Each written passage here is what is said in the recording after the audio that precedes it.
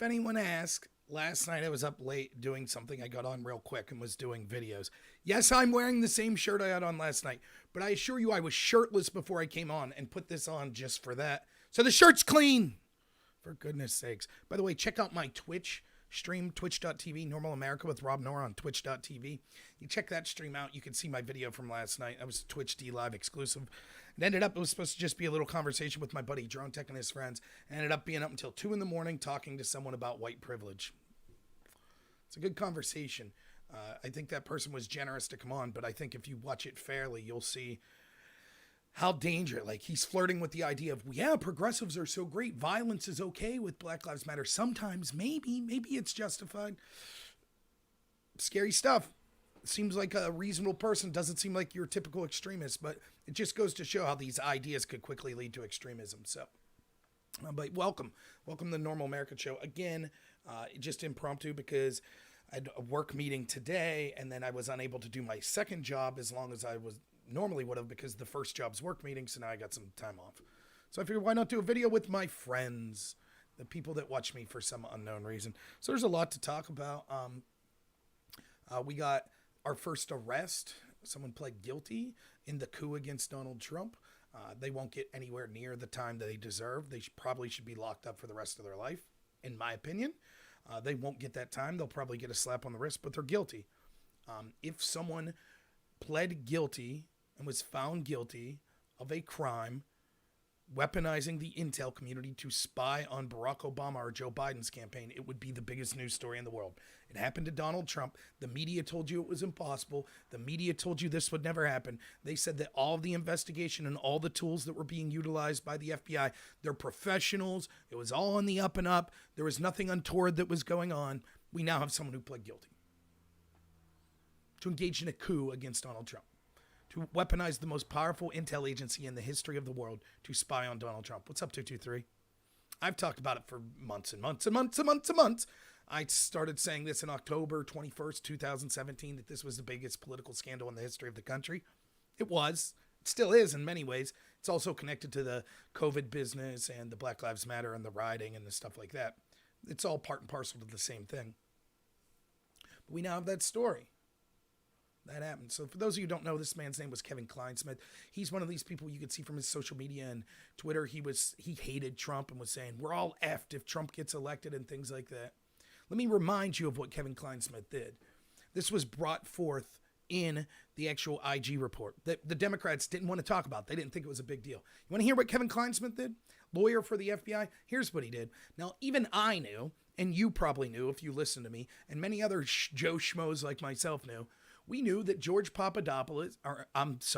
we knew that Carter Page had formerly worked with the CIA, or it wasn't said it was the CIA, but we knew it was another agency, that he had worked with another government agency in order to help prosecute Russians.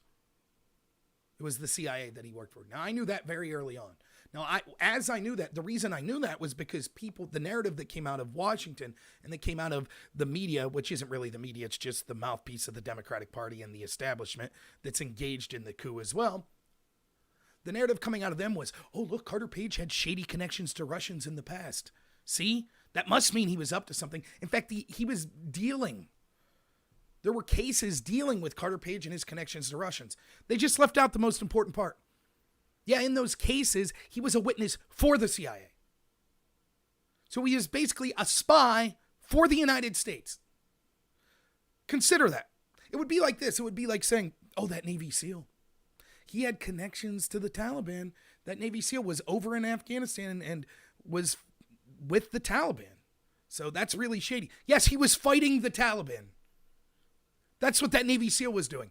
The fact that you would besmirch him and say, Navy SEAL, Taliban, they're in the same area, might be something to that. Maybe this Navy SEAL's Al-Qaeda. That's what you did to Carter Page. He was an asset for the CIA going after corrupt Russians. And the media and the Democrats and the FBI took that and said, oh, Carter Page? Russians? Ha-ha! What's up, Slinging Lead?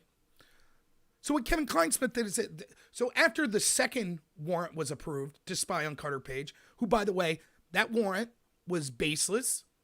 It relied on a dossier paid for by Hillary Clinton and the Democrats. that used Russian disinformation that we now know wasn't true, that was used by the Obama administration and his intel agencies to spy on the Trump campaign. We now know that to be the case. All baseless. Even their own investigators. Even people like Sally Yates and Bob Mueller said, yeah, there's nothing there. But that's the dossier they used to be able to spy. They admit, yeah, without the dossier. Rod Rosenstein testified in front of Congress like 3-4 weeks ago. I did a stream about it. He admitted that as one of the acting directors of the FBI that signed off on a warrant to spy on someone in a president's campaign, he would not have signed off on it if he knows what he knows now. In other words, people in the FBI misled him. Now, I don't believe that's true, but if we take him at face value, that means, consider the implications of that. We spied the most powerful intel agency in the world under the auspices of Barack Obama, spied on Obama's political opponent. And are now admitting, yeah, if we knew the truth, we would have never done that. And that's not a big story. The media doesn't want to cover it. Nope, sorry. The Democrats don't want to talk about that. So eventually, after the second warrant, even the people at the FBI involved in this were like, hey, there's like public rumors that perhaps Carter Page worked with the CIA. Can we get in touch with the CIA and see if that's true? And so someone at the FBI did Kevin Clinesmith got in touch with someone at the FBI or the CIA. And he said, hey, CIA, send him an email. He said, CIA, hey, what's up, guys? Just wondering, real quick, did Carter Page ever work as an asset for your guys to try to go after some Russians? And the CIA responded with an email, and they said, yes, Carter Page was an asset for us in our investigation against Russians. And you know what this guy did? Am I getting his name right? Let me make sure. I think it's Kevin Clinesmith. Yeah, Kevin Clinesmith. You know what he did? You know what Kevin Clinesmith did? The CIA said, yes, Carter Page did work with us to bring down Russians. He changed it to say, no, Carter Page didn't work with us to bring down Russians. Now, I talked about this at the time, and I was screaming, and I was yelling, and I said, consider this. This is what happened here, right? Let's say that I, Rob Norm, under investigation for burglary. I possibly burglarized my neighbor's house. But guess what? It's cool because they got fingerprints. So they fingerprint me, and they're like, we got you now, man. Your fingerprints are all over the place. So they run the fingerprints, and the results come back. They're not Rob's fingerprints. Now, that would pretty much exonerate me. They'd say, oh, okay, well, the fingerprints on the safe and stuff, none of them are Rob's. It must have been someone else, right? Now, imagine how bad it would be if the police were like, we're just not going to mention these fingerprints. That'd be horrible. Unforgivable. An incredible abuse of power. Withholding exonerating evidence. It's one of the things that happened to Flynn. It's terrible. That wasn't good enough for the FBI and their coup against Trump. No. They didn't just withhold evidence. They did. For example, they also withheld the fact that the Russian subsource that Christopher Steele relied on for all of his information about Trump being a Russian spy and under the foot of Putin, that same subsource told them that it was all garbage. They left that out of their warrant to the FISA court. They withheld that exculpatory evidence. But in this particular case, they had to go one step further. So imagine instead of the police withholding that fingerprint evidence, what if they just lied and said, you know what? We'll just say it is Rob's fingerprints. Now you're under arrest, Rob. That is the most corrupt, lowest, disgusting thing you could ever imagine law enforcement doing. They didn't just withhold evidence. They made evidence say the opposite of what it actually said in order to spy on Trump's campaign. The evidence said, yes, they worked with the CIA to help take down Russians. They changed the evidence to say, no, they never worked with the CIA. Now, as bad and corrupt as the FISA judges probably are, in this situation, you're like, oh, the CIA clearly says that Carter Page never worked for them. Okay. Unbeknownst to the FISA judge, the FBI lied and changed the evidence that the CIA presented. They changed it to the opposite of the truth.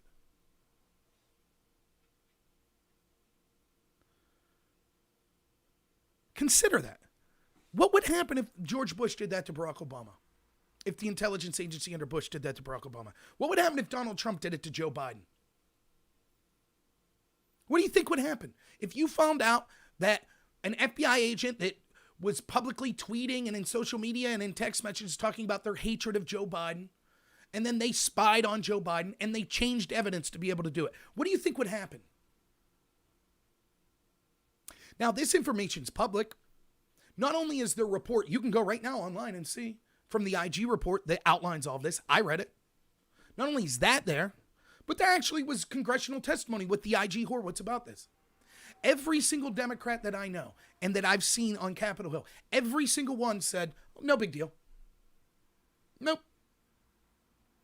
Every time I point this out to someone that leans left, they give me the same excuse. Oh, it's not corruption, it's incompetence. The FBI, they made some mistakes. Now, keep in mind what else we know from the IG report. Now, forget for a second all the stuff you know about the Steele dossier being a complete lie, being paid for by the Democrats lying about paying for it, it never being verified, it being used to spy on Trump's campaign, all the stuff with Stephen Halper and stuff that I talked about the other day. Forget all that for a second. Just know this. We know from the IG report, this is beyond dispute, that the people that were in the task force were handpicked by the directors of the FBI. These weren't just people green just out of Quantico, out of, the school to be an FBI officer that were like, oh, sorry, I'm still making mistakes. I'm new on the job. These were supposedly the best of the best that the FBI has to offer. At least 4 teams of 4, all being checked by the highest levels of people at the FBI. Rosenstein, Wiseman, Comey. Even Comey and Rosenstein have publicly admitted that the FBI knew this was one of the most important, difficult investigations they would ever have. So they knew the stakes were very high. So in this most important case, with the most likelihood that there could be corruption, or at least the appearance of corruption even, the Democrat argument they want me to believe is, oh, it's not that the FBI intentionally did all of these bad things. They just are a bunch of screw-ups. That's all. Why is that a comfort to me? If that's true, you're telling me that career FBI agents, handpicked by the top of the FBI, they didn't know that you're not supposed to manufacture evidence to say the opposite of what it says. They didn't know that. So if they're investigating terrorism, for example, and it comes back and it's like, hey, we found out that people out of this cell, out of this mosque, are actually, the evidence shows that it was them that are building these dirty bombs. Yeah, I know. I'll change the evidence to say it wasn't them. Well, no problem. The FBI didn't know. They don't know. The FBI didn't know you're not supposed to change the evidence to change the guilt or innocence of someone. They didn't know that. Just a whoopsie. No big deal. Oh, sorry, the dirty bomb went off in a city. Oh, well. The FBI didn't know they weren't supposed to change evidence. Oh, well. How is that any comfort? So if the people really believe it was just good old-fashioned incompetence that led to FBI agents changing evidence to be able to spy on a presidential campaign. Oh, by the way, they're all texting about how much they hate Trump and could smell Trump supporters and stuff like that. But that bias didn't affect it. It didn't affect it. It's just incompetence. If they really believe that, why do we have an FBI? Disband it right now. Second graders know not to manufacture evidence that says the opposite of what it actually says. I would be more comfortable with my local police department running the FBI than the people that are running with the FBI. If the FBI is so incompetent, they think it's okay to manufacture evidence to say the opposite of what it actually says.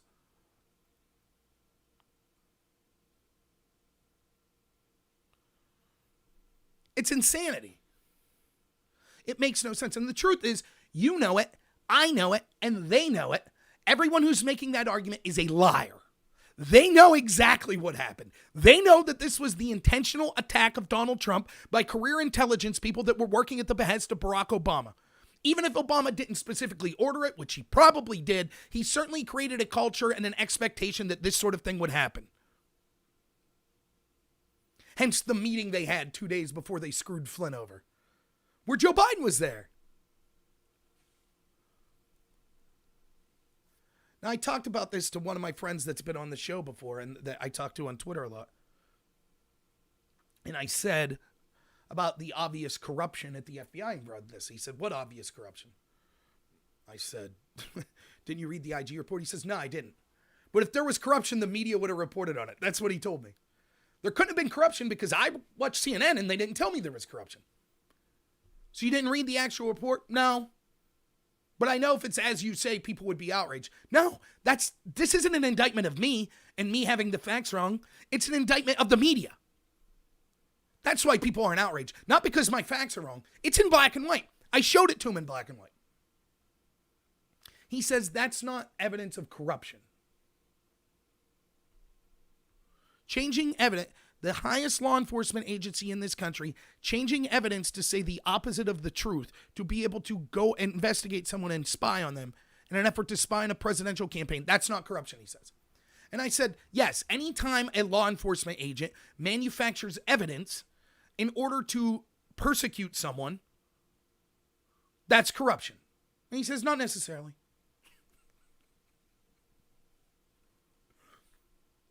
You see what leftism does to you? You see what it does to you? It rots your brain. I don't care if you're Republican or Democrat or white or black or Hispanic, man, woman, straight, gay, Christian, atheist, Muslim. If I'm sitting down with you watching a ball game or having a beer at the bar or eating a slice of pizza and I'm like, hey man, did you hear this local cop? Like he planted a bag of coke on that guy just so they could arrest him. Isn't that terrible? That's so corrupt. They'd be like, yeah, that's crazy. Hey man, did you hear that law enforcement official changed evidence to the opposite of what it said so that they could continue investigating that guy? Wow, that's corrupt. Everyone would say that.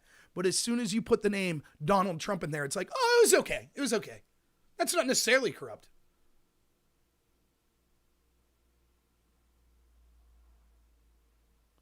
I didn't see that about Millie Weaver. I'll have to check it out, Christy. That's what we see. That's how insane these people are. Now, remember, I want you to go back and remember something. Let's remember the media. The same people we have to trust on COVID. We have to trust on Black Lives Matter. We have to trust them on all this stuff. We have to trust them when they talk about Kamala Harris as being a real prestigious moderate. She's a real great person. And Joe Biden doesn't have cognitive decline. We have to believe the media about all that, right? We have to believe them when they're attacking the Covington kids. We have to believe them when they're attacking Kavanaugh. We have to believe them when it's believe all women, except if it's Joe Biden, women accusing Joe Biden, then we don't believe them. We have to trust the media and all of that, right? That's the media. I remember when that media told me, not only were they not going to look at possible abuses that occurred in the FBI, because it's so evident that they didn't occur. It's so evident the FBI is so professional. They would never have abuses like this. So they told people like me, not only are we not going to look, but people like me that were looking, we were harming the country because we're denigrating law enforcement. That's what they said. They said we were jeopardizing sources and methods and that we are putting people's lives at risk if we wanted to see the information and the documents behind the FBI's investigation. That's what they said.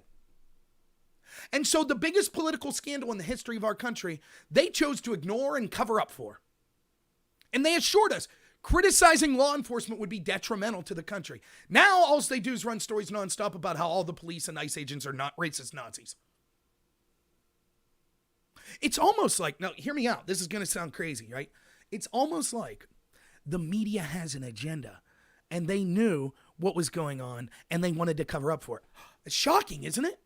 No, it couldn't be. Now, my Democrat friends assure me, oh no, the media doesn't have an agenda. If they made a mistake, you ready for this? Guess what the reason is? You ready? Here we go again. It's just incompetence. Ha ha!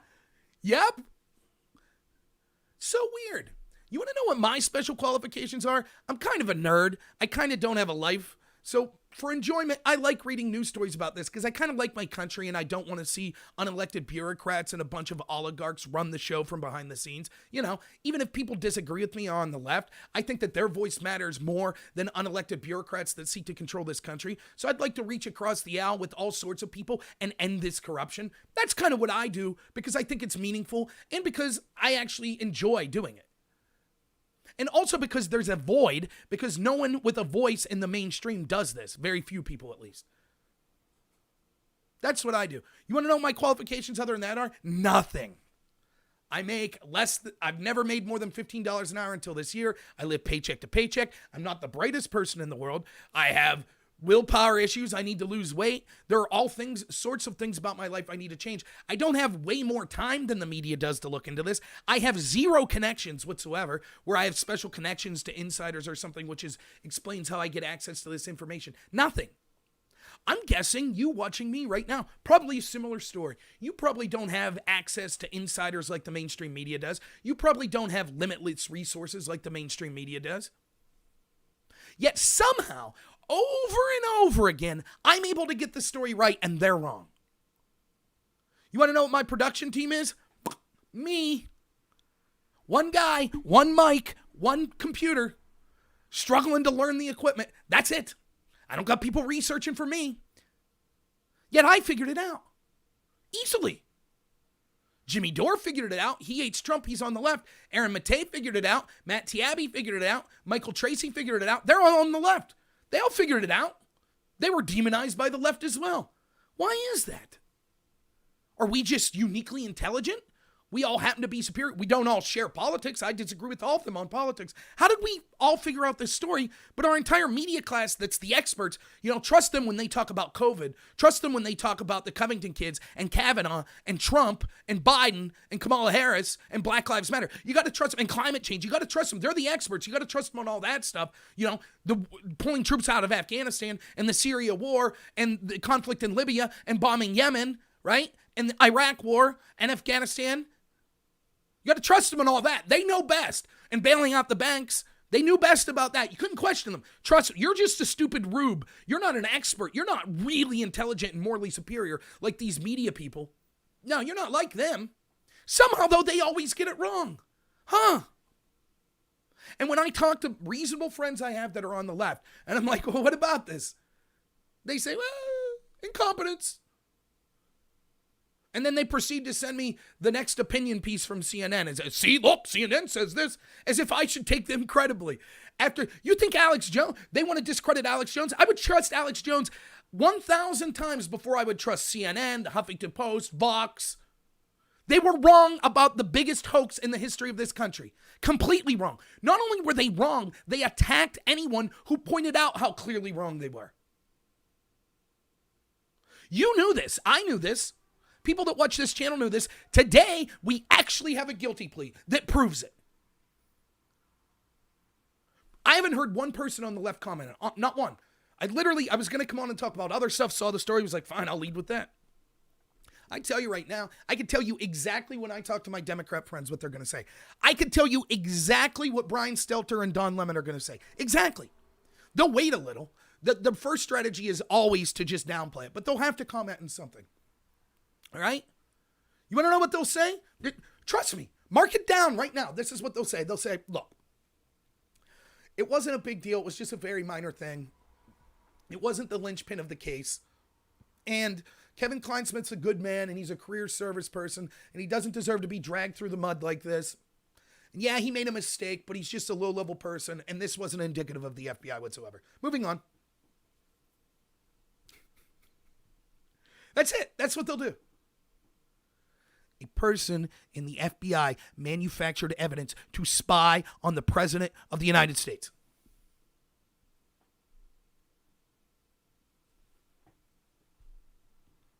I don't care what political party that person's affiliated with. I don't care what political party the person that they were spying on is affiliated with. I don't care. If this was Bush doing it to Obama, do you think I had any love for Obama? No. I would have been outraged. Outraged. And this is just one cog in this huge web of the coup that occurred against Donald Trump.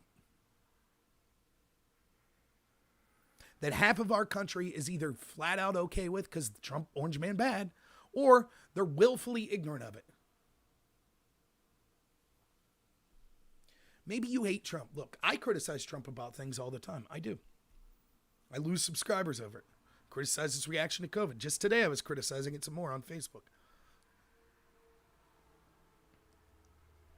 Not for reasons that the lefties think, though, because he embraced the lockdown too much. That's why I criticized him. Anyways, neither here nor there for this. You don't like Trump, I got it, right? By the way, I won't return the favor. If you watched me do my video yesterday on the debate community, and I explained part of the story about one of the things is, and I know, and I encourage Republicans and Trump supporters to try to do this as well. If you want, I mean, I'm just giving suggestions. You do what you want. I don't know more than anyone else, but I try, if I have someone that voted for Hillary Clinton, for example, in 2016, I didn't approach them as like, oh, you're an immoral person. You're a terrible person because you voted for Hillary.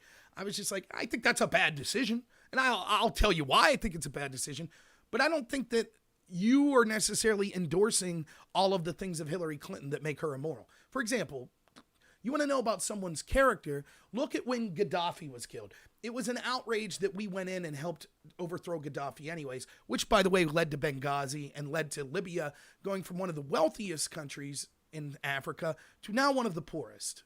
That's what happened thanks to our intervention in taking out Gaddafi. Nonetheless, the way he was killed was they took a bayonet on a rifle and they sodomized him with it, and then they carried him still living, dying, around as they jeered him and tortured him to death. Now, this was brought to Hillary Clinton's attention, and they said, what do you think about, the death of Gaddafi? And she said, we came, we saw, he died. Now, if my friend voted for Hillary Clinton, do I say, oh, you voted for Hillary? You're a bloodthirsty maniac that believes that we should torture people like that? No, I didn't say that. I said, you probably didn't like Trump, or you probably whatever, that's not why I voted for. Yet I don't get the same courtesy. With me, oh, you voted for Trump, so you're a racist. What are you talking about? Well, Trump, one time there was a legal case about him, and he didn't rent to black people as much, so therefore he's a racist and you're a racist. No, one, I'm sure there's extenuating circumstances of that case. Second, I didn't even really know about it. And third, that's not why I voted for him. Just like Hillary Clinton paid her female staff much less than her male staff. So you're a sexist if you voted for Hillary Clinton? You'd say, of course not. I don't approve that Hillary did that. Okay. Why am I not offered the same courtesy? Why do Trump supporters not get the same courtesy? So I do suggest you should do that. Like if someone's voting for Biden, don't say, you must be a terrible person. Maybe not. So if you're out there and you don't like Trump, I get it. Why would you ever sacrifice your principles and cheer for corruption of the highest order like this? Of the most powerful investigative intelligence agency in the history of the world being weaponized for political reasons. Can't you see, let's say you're a Bernie supporter. Let's say you're a left-wing person like the left-wingers I used to know that are against all these foreign regime change wars. This might blow your mind, people watching right now, but did you know the Democrats used to claim to be against wars? Yeah, that party that's trying to drive us to war with Russia every single day and wants us to bomb Syria and thinks that Trump's Hitler if he wants to pull troops out of Afghanistan. That party, they used to be anti-war. I know, Nobel Peace Prize winning Barack Obama, the party that elected him, claimed to be anti-war. And then Obama proceeded to drop more bombs than any president in U.S. history. But that's true. It's a true story. I know, it sounds unbelievable. That sounds like, oh, was this like during the Jim Crow era or something? Was this like 70, 80 years ago? No. It was just like 8 years ago. Now they're the party of war, but they used to be. And I have all these friends that look at me and they're like, Rob, you've changed. What happened? I remember you were cool when we were in college and we were against the war and stuff. What happened to you? I'm still against the wars and you're for them because you were really excited about the first black president and said he won the Nobel Peace Prize. So his wars must be cool. I'm not the one who changed. I still think the wars were bad. You think they're cool now. And somehow you think I've changed. But anyways, that party that was anti-war, right? Let's say some of those liberals are still around and you're still anti-war. You think you're ever going to get a candidate that's truly anti-war? You think that's going to happen? When you're cheering for the intel agencies to do this to anyone that doesn't fit their orthodoxy? Let's say you're a Tulsi Gabbard fan. You really don't think this same treatment would be done to Tulsi Gabbard? You really don't? They're already accusing her of being a spy or being terrible because she talked with Assad. You don't think that she'd go through the same thing? She'd deserve it if it happened to her, by the way, because she supported the impeachment investigation of Donald Trump. So I would defend her, but I also know that that's karma. She cheered for what she knew to be a corrupt intel agency that smeared her. Yet as soon as it was politically beneficial to her, she backed the intel agencies in trying to have an impeachment of Trump. So she's not a moral person. She's disgusting. She's a scumbag. She was willing to sell out all of her principles as soon as she thought it could benefit her politically. But nonetheless, if you like her because of her anti-war stance, they'll never leave her have a position of power. Ever. If Bernie Sanders truly was going to be different, if he truly was going to be against the corporations and stuff, you think they'd have let him have a successful presidency? Not a chance. Yet here you are still cheering for the very people that should be your worst enemy. You're still cheering for them. Why? Because Orange Man bad. And so many of you assured me, there's no abuse. You're a conspiracy theorist. No. The FBI did nothing wrong. It's just political assassination. Barr's terrible. Durham's terrible. Oh my God, Trump's just accusing this of being a witch hunt. How many times did I hear this? It's obstruction. Trump even wanting to investigate the investigators is obstruction of justice. Remember? So it was a crime to look into the crimes that the FBI committed. Just like it was a crime for Trump to look into the crimes that Obama and Biden committed with their quid pro quo in Ukraine. Trump asking the Ukrainian president in an alleged quid pro quo is impeachable. Obama and Biden admitting to a quid pro quo to stop an investigation to get a prosecutor fired that was looking into Biden's son. No problem. That's fine. What did I tell you during the impeachment? What the Democrats are doing is criminalizing, investigating their criminality. And if you were here last week for the story I did on Stephen Halper by Stephen Strange, he said he specifically told Halper that Flynn was the one guy who Trump knew had his back and had the chops and knew what was going on in the intel community to be able to weed out the corruption. And so they took him out. They will take anyone down that they are afraid will actually make public their corruption.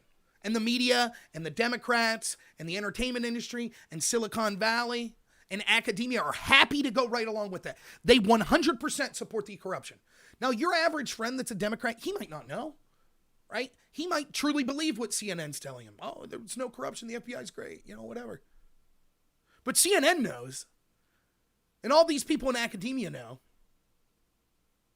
and all the people in the intel community, you remember the thousands of former intel officials that signed a document saying how bad Barr was? They knew. They all knew. Everyone did. I knew.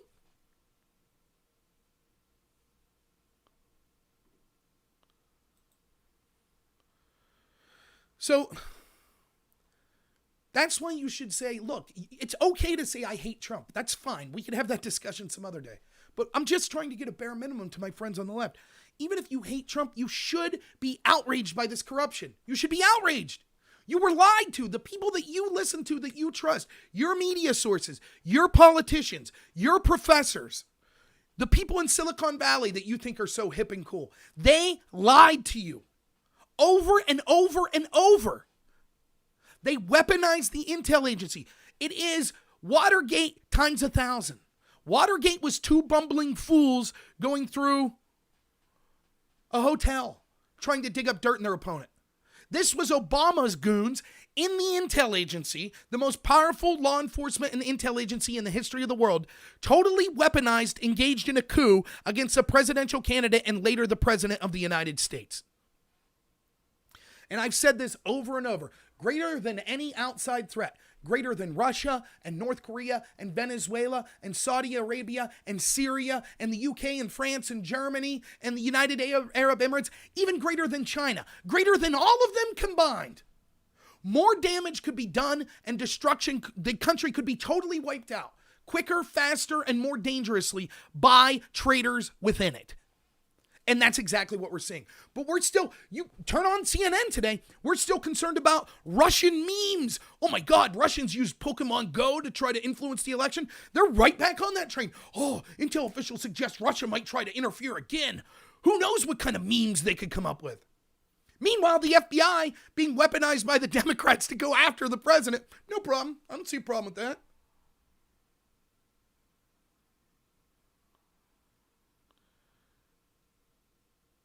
It's unbelievable. You should be outraged by this. When they tell you, right, if they're going to lie to you, the Democrat, about this, right, the average Democrat, if they're going to lie to you about this, you think you could believe them when they're saying, oh, by the way, the policies you like, trust us, vote for our guys. They'll endorse them. The gentleman I discussed last night, here was part of the discussion I had with him.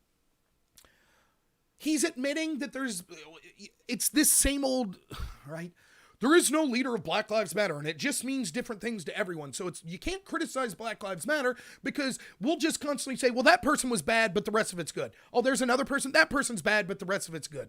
So I'm trying to be like, okay, but there's more to it than that. Like, why would you, if you know that there's so much violence occurring within your movement, why wouldn't the leaders of the movement separate themselves from that and say, no, this isn't what we're about, and we wish the police would arrest these people because we just want to peacefully protest. Instead, what you often see them doing is saying, no one filmed this, and blockading the police from being able to stop the violent people.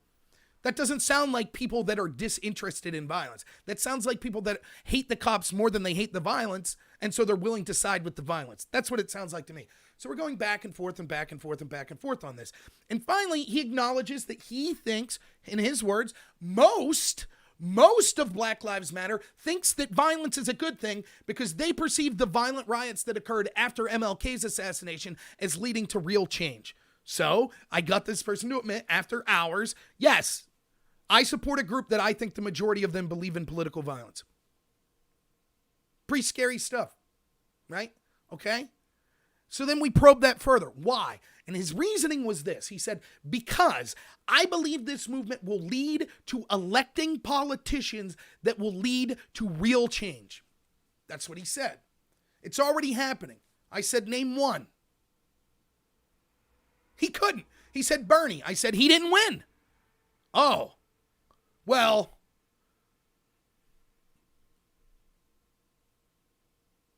If I said, is there institutional racism in Minneapolis, in Chicago, in New York City? And after him and around, he's like, yeah, probably. I said, okay. The institutions are completely controlled by the Democratic Party. So why would you support a movement that's endorsing the Democratic Party and think that it's going to lead to change? Nancy Pelosi thinks that there's systemic racism, institutional racism in this country. She's been near the top of these institutions for 40 years. You are the institution, Nancy. So if you think the institution's racist, you're racist.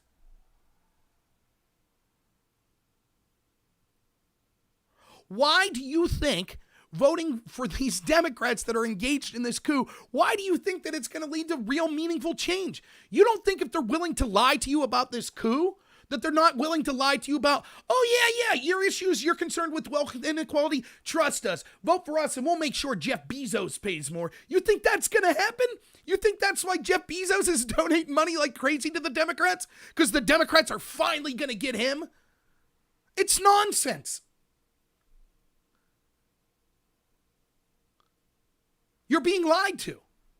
Now, you might come back at me and say, but you're being lied to. Maybe I am. But I'm willing to hear both sides. That's why I say all the time, even if you're left-wing, stop listening to the mainstream media. Find a left-wing content creator. I can give you several. Prime K's, who's on Twitch. I have huge disagreements with him about Black Lives Matter. I think he's a communist. But if you're a communist, I'd rather get your information from him because at least he's authentic. He believes what he's saying as opposed to CNN. Or how about Dylan Burns, who I do the debate channels with? Left-winger, go check his channel out. Stop watching CNN. Stop watching these people that pretend to be media, but they're just propagandists. That's all they are. And I say to go watch those YouTubers or those streamers. I disagree heavily with all their politics. But I still say that. Now, let me say, Umpire says they keep falling for the same lies. That's true, they do. But let's turn that lens on ourselves. For years, I said this on this show. I said, if the Democrats were smart, if you're a reasonable Democrat that's just like, look, I've always been pro-union and I think the Democrats are the party of the worker. I don't recognize this party right now. I don't want open borders. I don't want to get rid of my union negotiated health benefits. I don't want to do that, right? If you're that person, the best thing you could hope for is the Democrats to get crushed. Because only then might they actually get different people in there that actually care about you. Right now, this current crop, as long as they keep winning, they ain't going to care about you. However, if we turn that lens on ourselves, is it any different with the Republican Party? I watch rural Pennsylvanians where I live every year go out in droves to vote for a Republican Party that doesn't give a shit about them. Every year I watch it. Vote for our guy. Our guy's good. The rest of those morons in Washington are terrible, but our guy's good. And then nothing changes. And the community gets poorer and poorer. And there's less and less jobs and more insults and degradations levied at us by every institution of power about our privilege, about how we're flyover country, we're clinging to our guns and Bibles, we're 10-toothed rubes, we're afraid of the brown horde. Over and over, we hear one insult after another of the people that make this country run, that are out there working, doing real stuff like farming and truck driving and welding. The insults they get without having a voice pisses me off more than anything. But we'll still go out and vote Republican. I have a radio show where I talk to Republican Congress people at the state level. I can barely get one to admit that this country's not racist. They're marching with Black Lives Matter. So as much as it's true that I mock the Democrats and say, what are you doing still voting for these people? Isn't it true of me?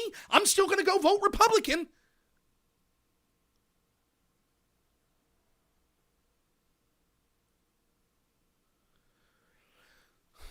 Maybe the best thing that can happen is the Republicans get crushed, right?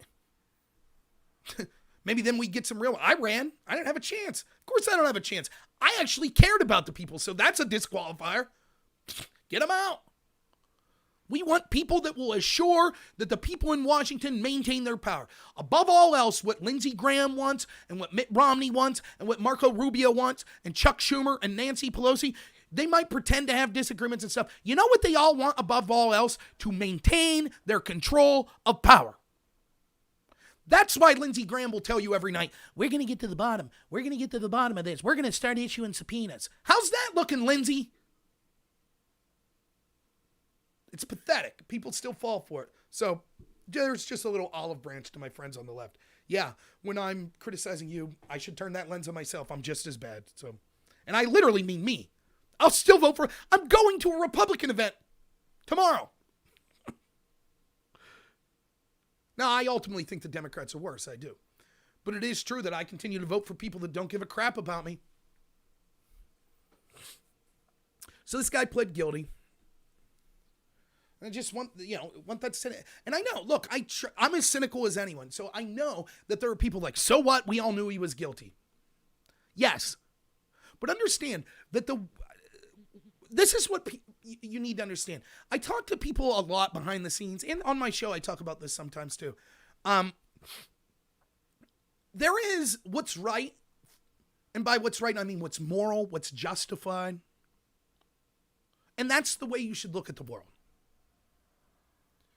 For example, let me give you a position that's not popular amongst Republicans. I'll give it to you right now. I was supposed to debate immigration today on Dylan Burns' channel. I probably won't be able to do it. Let me give you an unpopular Republican position. I believe that within reason, the DACA kids should get citizenship. Despite the fact that it was a crime and them being brought here. But in this specific situation, these were kids that had no control over where their parents took them, and this is the only country they know. I believe this is the only morally consistent position I could have. And let me tell you why. Have you heard me rant and rave about the evils of the spreading of the term white privilege? This is rooted in the idea that white people are somehow justified by the sins of are somehow to be attacked because of the sins of their forefathers. If I believe that we shouldn't judge people today based on their skin color of what people, their parents or grandparents did, why should I morally judge people that had no fault of their own, but it was the fault of what their parents did? Now, their parents probably should be punished. I don't think their parents should be guaranteed a right to stay here. Sorry, especially if they're adults now. You broke the law. Your kid didn't. Kid's welcome to stay. You?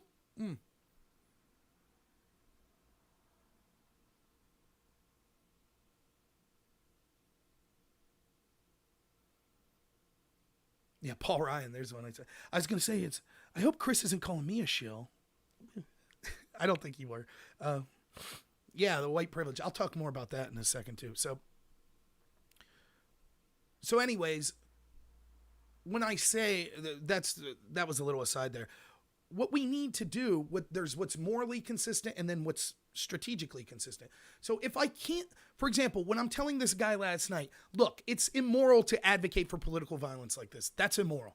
You should reject that. That's going to lead to some really bad stuff. This is how Cambodia happened. It's how Mao's China happened. It's very scary. And he said, this is what the person said, I would like to think that when I find that the violence goes overboard, that then I would say, okay, enough is enough. That's literally what every one of these disastrous political regimes had people saying. Well, I can accept some small amount of violence now, but if it gets to be too much, then I'll step in. And then they push the violence a little further, and a little further, and a little further, and a little further, until you're gassing people. You're putting people in re-education camps. Well, I already did this other thing. A little step further is not going to be bad. And you find yourself looking back like, how did I get here? That's what happens when you're willing to say, well, I care for some violence. Some of it's okay. That's exactly what happens. Right? But if I can't convince you morally, let me try to convince you strategically. Because at the end of the day, this is sad to say, but if people are doing the right thing for the wrong reason, at least they're still doing the right thing. So even if you secretly don't mind the violence, you should still be against it, because when Black Lives Matter goes out and commits violence, what's happening is you're losing your credibility.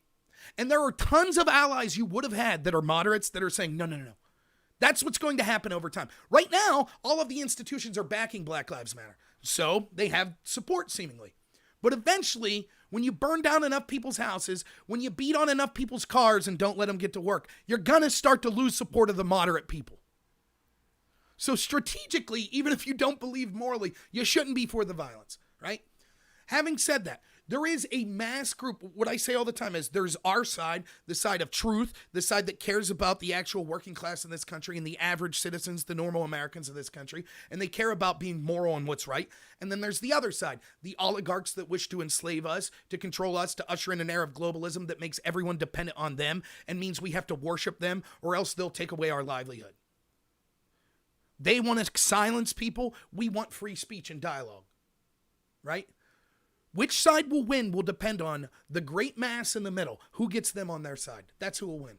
We want to have dialogue with those people. We want to wake those people up and show them this corruption. The other side wants to end transparency. They want to cover things up. They don't want open dialogue. They want to censor you. They want cancel culture. And there's a reason, because they know if people knew the truth, they would never accept their enslavement. In that vein, I could sit here and talk until I'm blue in the face about the corruption that this coup and the evidence of it. But when someone finally gets, and I've been saying this over and over and over, and the huge mistake that the Trump administration made was as soon as they could prove crimes, which I could prove of Comey, Clapper, Brennan, McCabe, as soon as they could have proved the crimes of them lying to Congress, which all four of them did, and I could prove easily and have on this show, they should have been charged. Because to those normies, or whatever you want to call them, there are so many of them that will finally pay attention. Wait, what's that? Someone's actually guilty of spying on Trump?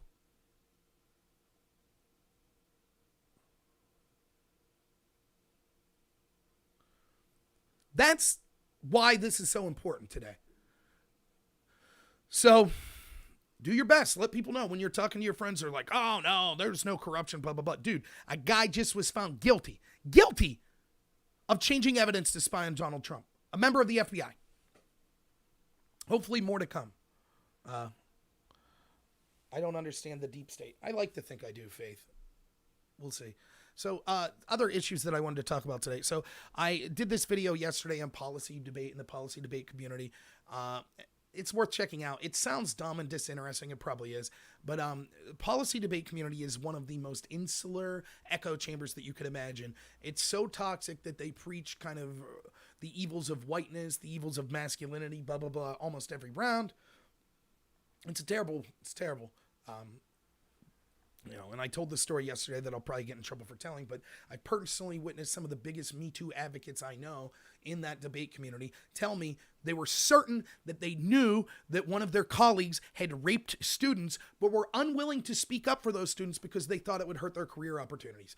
Those are the people that are morally superior to me and you. They're the people that went on my Facebook page, not specifically those people, but those type of people, and said they were ashamed of me. They're ashamed that I came from the debate community and I have conservative viewpoints. That's them. They're not ashamed of themselves that they're covering up for rapists. They're not ashamed of that. I'll tell you right now, I don't care what someone's been raped. I don't care if it'll cost me my job. I'll speak up. Now, if I hear a rumor, that's different. But that's not what these people said. They said they had proof. Because I said, you mean you heard rumors? No, I have proof. Okay, then you're immoral. If you're Kamala Harris and you say, I believe the women that accused, not woman, the women that accused Joe Biden of inappropriate sexual touching. So you believe Joe Biden's a serial sexual assaulter and you're willing to discredit them by running as his VP, you're a terrible person. Hey, I'm running against Joe Biden, so yeah, I think it's really bad. I believe the women that he sexually assaulted them. I think that's really bad. I think it's a terrible thing. Oh, what's that? Joe's offering me a promotion? Hey, screw you ladies. You're all a bunch of liars anyways. Honest Joe here would never sexually assault anyone. There's the woman who will be president if you vote Democrat.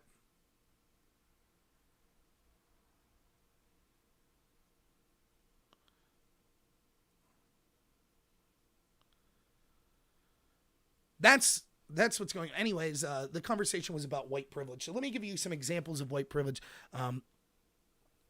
The conversation went something like this. I won't talk about my part in it yet. I have a friend around here who said, hey, he saw someone comment saying about how white people have privilege. This person is a welder. And they were like, hey, you don't know me, but I'm white. Can you tell me what my privilege is? You want to know the example that was given? You ready for this? If you need a Band-Aid and you go into a department store or to a pharmacy, if you're white, you could find a Band-Aid that kind of looks like your skin color. I get it. Like, yeah. So after hearing that, I just want to apologize. I get it now. I understand why all of academia goes with white privilege. I demonize white people. I understand the 1619 Project trying to demonize white people in the founding. I understand wanting to get rid of statues of the founding fathers and dismantle the United States. The riots all make sense to me now. I totally get it.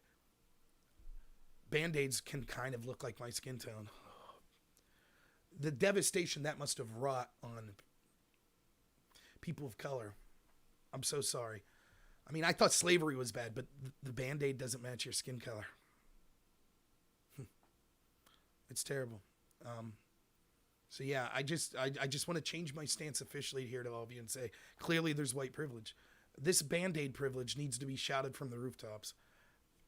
I don't know what else to say. A 5-year-old white boy was executed by a black man. That white boy, and by the way, that was the context of this. We were talking about Oprah saying people had white privilege in the context of Cannon Hinton being murdered. Doesn't that family of that white boy understand? Listen, it's sad that your son was killed. That's a terrible thing. It's tragic. Everyone admits that. It was tragic. But at least you can have the comfort of knowing that Band-Aids would have matched his skin color. So he had privilege. He died. But like Oprah said, no matter how bad things get for you, you still have your privilege as a white person. So 5-year-old Cannon Hinton had privilege. That's the important thing to take of this. The important thing to know is that he could have got a Band-Aid, and he probably squandered that privilege. He probably, if he needed a Band-Aid as a 5-year-old, he probably had like cartoon Band-Aids. Doesn't he know? He just let that privilege go. He could have had Band-Aids that look like his skin color. It's terrible. Meanwhile, if you can't tell I'm being sarcastic, my friend, who's a welder, you know what his response was? Yeah, I use duct tape. Which he does. He don't use Band-Aids. Got to cut, slap duct tape, go back to work. I guess silver privilege matters because most duct tape looks silver. So if you happen to have silver-hued skin tone, you must have privilege. Because tape looks like you and you can put it on your body. That would be real privilege, man. Whoo! Talk about privilege. Of course, then he also brought up 2 other things. One was redlining. Everyone cites redlining. Redlining's terrible. If you're not giving people housing opportunities based on your race, you deserve to be in jail. It was made illegal in the 1970s. It was terrible, the people that went through that. No argument here. None at all. It's illegal. If it's still occurring, please, please, please contact your local authorities. Any racist that's currently engaged in redlining based on racial preferences deserves to be in jail right now. No argument from me. Now, show me where they are. Well, we just know it's happening. Oh, okay. By all means. The media is putting so much time into wanting black lives to be better, right? That's what they say. They can't send some investigative reporters out and find evidence of this widespread redlining? They can't find it? I'm serious. If it exists, lock these people up. I'm dead serious. It is. I'm not joking like I was with the Band-Aid. This is a serious matter. Now, the truth is, we know for a fact that the financial industry and banks especially have exploited poor people. We know that. That's part of what the 2008 financial crisis was about. And the hero of Black Lives Matter, one of their biggest champions, a man by the name of Barack Obama, a noble, peaceful moderate, a really respected dude, man. Barack Obama, great guy, Nobel Peace Prize winner. He went to those people that abused poor people through the financial industry, and he said, listen, I'm the only thing that stands between you and the pitchforks. Now let me let you all off the hook.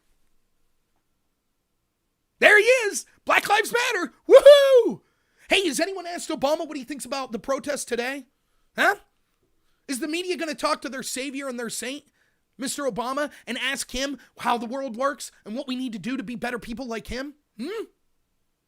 Oh, you mean it was real easy for Obama to say Black Lives Matter, but when he actually could have held people accountable that make lives work for poor black people and poor white people and poor Hispanic people, he dropped the ball on that.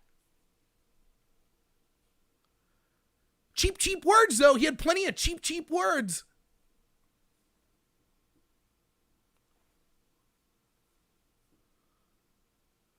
It's a problem with poverty. It's a problem with poor people. This is what this is what my guest last night, I got him to admit.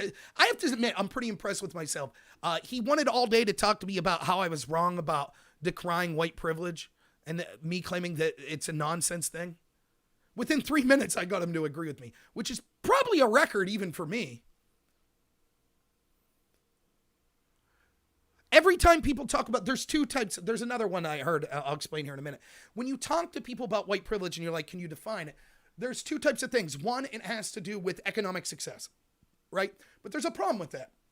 And the problem with looking at it that way is whites rank about 11th as far as ethnicities on average for economic success in the United States.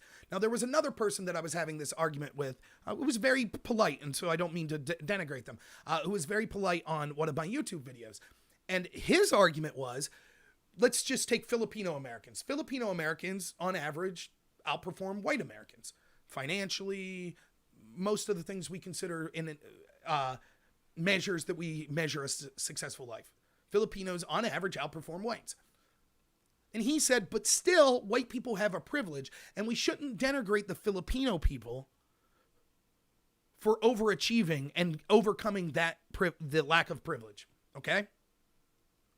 To which I asked him, then how do you explain if white people have this privilege and yet 10 other races are outperforming them? What's the explanation?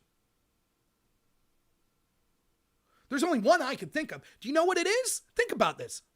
White people have this privilege, but all these other races are outperforming them. What would the reason? Can anyone come up with the reason? There's only one. You ready? You ready for this? Okay? See if this sounds familiar to you. It must be because white people are inferior to those races. If they have all the privilege, but they're still being outperformed, they must be inferior people. Right? Right? That must be it. Now, have there been people in history that talked about the superiority or inferiority of races? Is anyone a history buff? Can anyone think of any examples of perhaps groups or countries in the past that talked about their race being superior, other races being inferior? Can we find any historical examples of that? I like that it's the compassionate left, though, that's resorted to making the certain races are superior to other races argument. I really enjoy that. I think that's great.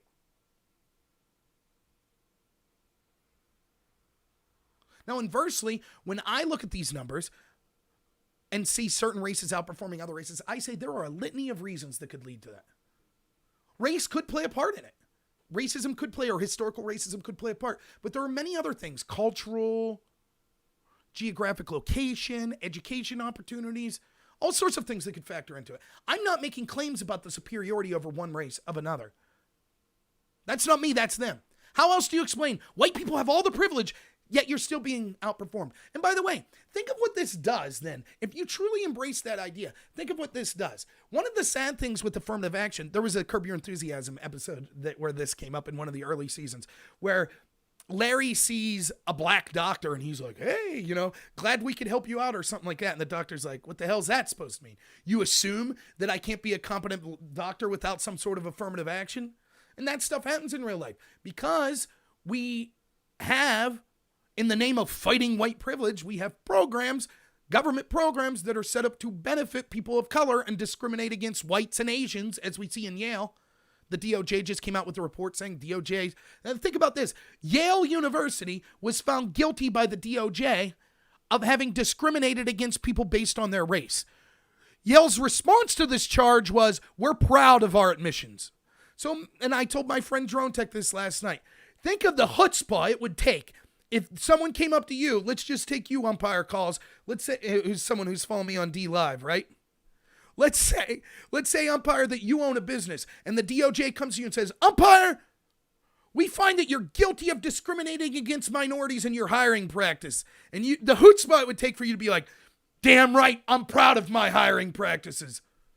But that's what Yale did. Hey, Yale, you're a bunch of racists. You're discriminating on people based on their race. We're proud of it, says Yale. That's your white privilege in action.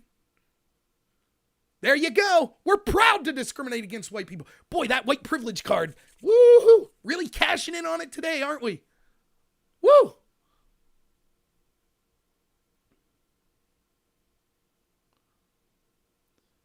It's nonsense, right? So this argument, if you look at economic success, and then, someone told me, it's like, well, here's the thing, though. The reason that they have economic success, these other groups, are because the people that are here that are Filipino are wealthy immigrants. Nonetheless, then they're more privileged, right? The Filipino Americans, if we're looking at economic stature, are more privileged, regardless of the reason, than white Americans. Period. They're more privileged. So why aren't we talking about Filipino American privilege? Because it's not about the truth. We all know. You all know the truth. You know it. We all know it. Because it's not about some great equal measure. It's about cultural Marxism, and we don't like these groups, so we'll attack them. That's what it's about. That's why you could go after men. That's why you can go after Christians. It's why you could go after whites, because these groups are considered oppressors. So it's okay to go after those groups. Filipino Americans, not so easy, is it? Can't really go after them as oppressors. So even though they're, by the own measures that the left uses, they're more privileged than whites, you can't go after them. No, their privilege is, Then there's all sorts of other things, such as the privilege of, if there's riots occurring in your city, you write minority-owned business on your window. Why? If being white's such an advantage, why did Elizabeth Warren pretend to be a Native American? Why are business owners scrolling minority-owned business on their inner-city businesses? Because we know. Those people know. You can talk all you want hypothetically in ivory towers about, philosophically, this is how the world works. But when it comes to people's livelihoods, go ahead, ask an inner-city business owner. Excuse me, let's say your name's Daryl. Daryl, we noticed that your city's being torn apart by riots. Do you think your business has a better chance of surviving if people think it's minority-owned or if it's white-owned? And I guarantee Daryl and every other business owner in this country will tell you, of course, minority owned, of course. Now, that doesn't mean that they won't burn your store down, but you have a better chance. There's your white privilege. By the way, I brought that up to everyone recently I've been talking to, and that skipped right over. No one wants to talk about that. Whoop. Nope, don't want to talk about that. Instead, let's talk about hypothetical situations. Or anecdotal. I know a person who didn't get hired because their name sounded black. That's terrible if that happened. Okay. Why are you ignoring this other thing? Privilege, I say this all the time. There's white privilege, there's black privilege, there's straight privilege, there's gay privilege, there's men privilege, there's female privilege, etc., etc., etc. It all depends on the location, geographics, or demographics, the time. Was it 100 years ago? Is there white privilege 100 years ago in sub-Saharan Africa? Is there black privilege in China in 1830? The privilege, these are complex relationships. Even within the same times and geographic areas, there are times. For example, it probably is disadvantageous to be black in interactions with the police. I agree with that. And that's not good. We should work to strive for that, to fix that. But let's be honest, a big part of that is because of how much violence that occurs in the black community. Having said that, it's beneficial if you're in academia to be black. There are all sorts of opportunities. I told this story. Someone I know through family that I've heard of who was named Jerome. They went to Clarion University. Jerome wasn't doing so hot. So he had people reach out to him to be private tutors. What turned out it was like the Black Student Union. When Jerome showed up, they were like, oh, you're white. They didn't reach out to Jerome anymore. I also knew someone, I don't care, I'll burn down all the bridges, I don't care. This is a true story. I knew someone that was president of the Black Student Council at Clarendon University who basically showed up to class the first week and then never showed up for months. And then shows up the last week and says, yeah, I had some problems, I had a death in a family, I'd like an A. And one professor I know said, no, I'm sorry. It would be different if you would have contacted me when this death in the family occurred. I could have worked with you. But you can't skip the entire semester and then come in and say, I want an A. Okay. The university then contacted this professor and said, dude, you have to pass him. He's the president of the Black Student Union. That white privilege, you see. You got that white privilege. So this professor said, fine, I'll give this person a chance.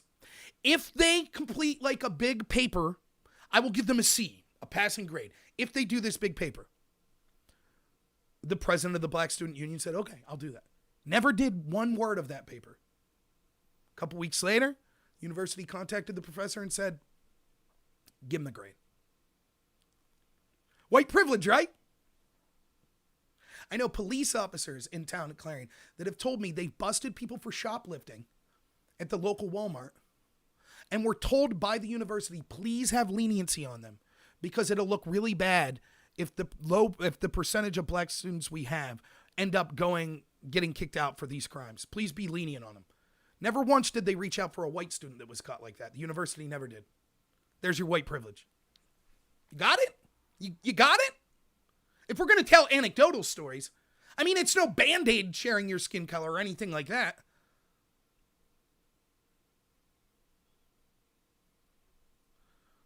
The other explanation that actually someone who was reasonable to me on Facebook that said the other explanation is white privilege is merely knowing that your skin color will never be detrimental to you. That doesn't mean that you are you're privileged if you're white. It's just always knowing no matter what, your whiteness will never be detrimental. One, that's not how it's used. Especially that person was from the debate community. They know full well that's not how it's used. I was told over and over whiteness is evil, reject whiteness. I was told that in courses at university as well. This is prolific all through academia. So it's not just, oh, no, your skin color will never be a problem. That's all we're talking about. It's the evils of whiteness, reject whiteness. So that's clearly something different.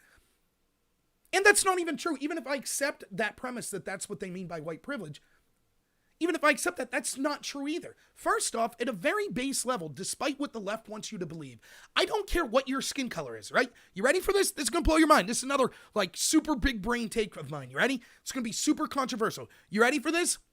If you're a person of a skin color, let's say purple, right? And someone beats you up because you're purple, guess what? Your life was made worse and more challenging because of your skin color. Now, there aren't really purple people, but there are white people, and there are Black people, and there are Hispanic people, and there are Asian people, and there are Jewish people, and on and on and on. And each of those groups have had people that have engaged in violence against them because of their skin color. And in that situation, that person's life was made worse because of their skin color. Oh my goodness! Isn't that mind-blowing? Wow! Now, that person's rebuttal, if I'm being fair, would be, yes, but I feel that happens far less with white people than others. The data doesn't seem to back that up. According to the 2018 Bureau of Justice statistics, first off, most crime is committed intra-racially, meaning white people against white, blacks against blacks, Hispanics, etc. You tend to commit crimes against the community you live in. So if you live with people that primarily look like you, that's probably who you're going to commit crimes against. That's just the way it goes. But if we really want to push for this interracial narrative about, systemic white racism, it turns out that according to the 2018 Bureau of Justice statistics, an individual Black was 48 times more likely to commit a violent crime against a white than the inverse of that. Now, are there reasons, poverty, things like that? Does that mean that you should say, I don't trust my Black neighbor? Absolutely not. That's not what I'm saying. Right? But if we're going to talk about the narrative, that's the truth. That's the cold, hard data.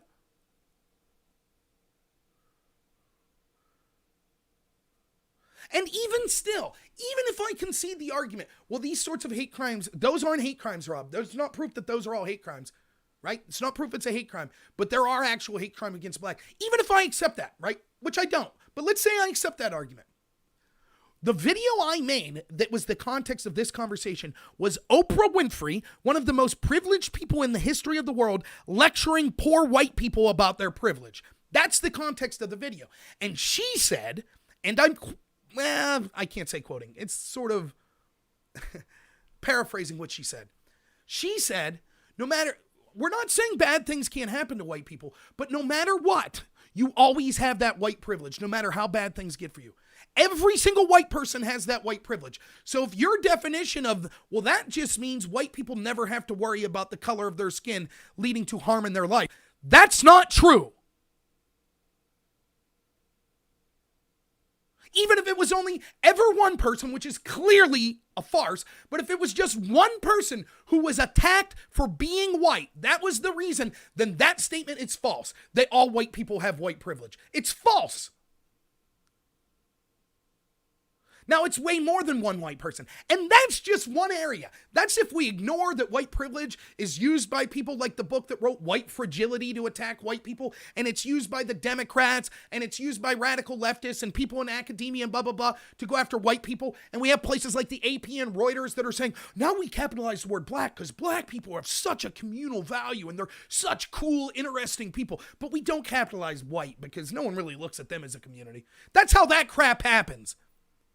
But even if we ignore all that, even under this definition, it's still wrong.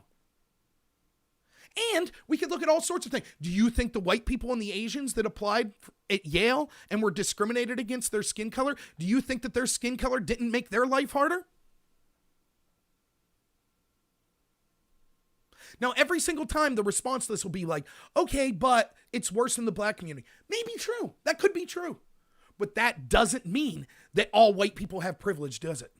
That doesn't meet your definition because I just give you several examples of how that's not the case. And so, like I was talking to my friend that was on here last night talking with me, why then, if the problem with privilege is that it gives you economic viability that poor people don't have, this is a radical thought. Another one, you ready? Instead of helping people based on race, why don't we help people based on their economic situation? Race is just a cut. I never understood this. Why do we need affirmative action? Well, here's why we need affirmative action. Because black people are disproportionately poor, and poor people don't get they need a leg up to get into school. Okay, why don't we just help poor people? Why have a system that sets up that says we're going to help just poor black people? Oh, if you're poor and white, no, sorry. If you're poor and Asian, sorry, no help for you. Get out of here. Why would you ever set up a system to exclude people like that? You're admitting that poverty is the problem. You're just saying you're more likely to be impoverished if you're black. So if we solved poverty, and poverty disproportionately affects the black community, you ready for this? Guess who solving poverty will disproportionately help? Drum roll, please. The black community. Except now you're not excluding and dividing people based on race. Is there a downside to just trying to solve poverty? I don't see one.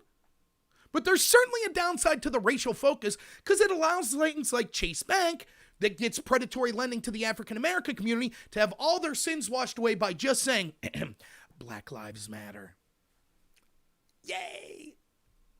And riots and this and that, all in the name of because we have to have this racial focus. Instead of just saying, we're going to help poor people.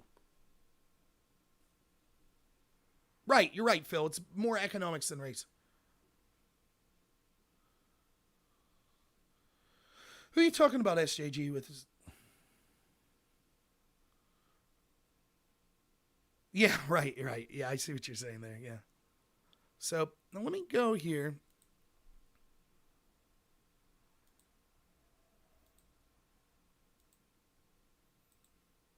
Just 1 second here. Oh, my Facebook's blowing up.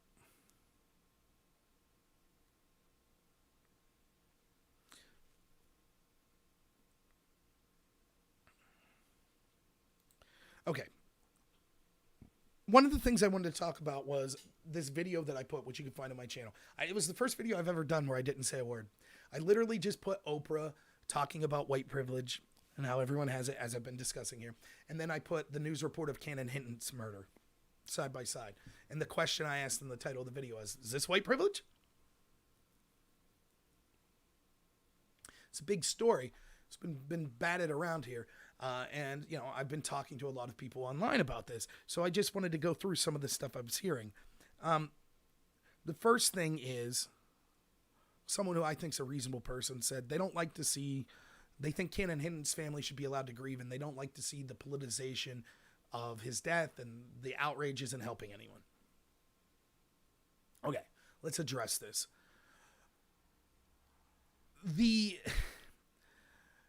My response to that is, so we shouldn't politicize deaths, and it's a disservice to Cannon Hinton's family? Okay, did you say the same thing about George Floyd's family? Was it okay to politicize his death? And you know the answer. Well, yeah, that's different. Yeah, I'm against politicization of deaths, except when my side does it, then I'm for it, because that's super important. Just like the guy last night. I'm against political violence if conservatives do it because they're regressive. But when liberals do it, they're progressive, so I'm okay with it. Or I might be okay with it. You see? Rules for you, not for them. I'm against conservatives not social distancing. I'm totally against that. But when I want to attend the Black Lives Rally Matter and stand shoulder to shoulder with 10,000 people, totally for it. Totally for that. And so then I had, someone respond to me like, well, that's different. That's legitimate, that's legitimate concern about lives that are being killed and blah, blah, blah, blah. Is it different? So it's okay as long as you find the cause to be legitimate. You don't think it's legitimate to be upset about the amount of children that are murdered in this country? That's not legitimate? And then it was, yeah, but he was quickly arrested. And so that's why there was no need for the outrage.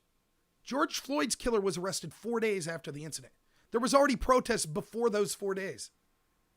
The Cannon Hinton story, the mainstream media, ABC, CBS, NBC, CNN, none of them had covered this story 3 days later. 3 days. They still hadn't even put a little story up, a little blurb. 3 days. So in other words, what this person is telling us, get ready for this. You ready? I'm disappointed that people are on Facebook talking outrage about the murder of Cannon Hinton.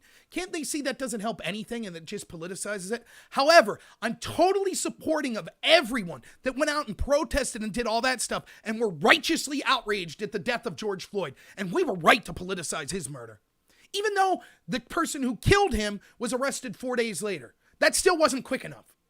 You see? You see how that works? People talking on Facebook, outrageous. I don't like that. This is faux outrage. People taking to the streets and burning buildings down. Well, yes, that was necessary. I agree with that outrage. You see? Then it gets even better than that, though. Give me a second. Let's see if I can find this.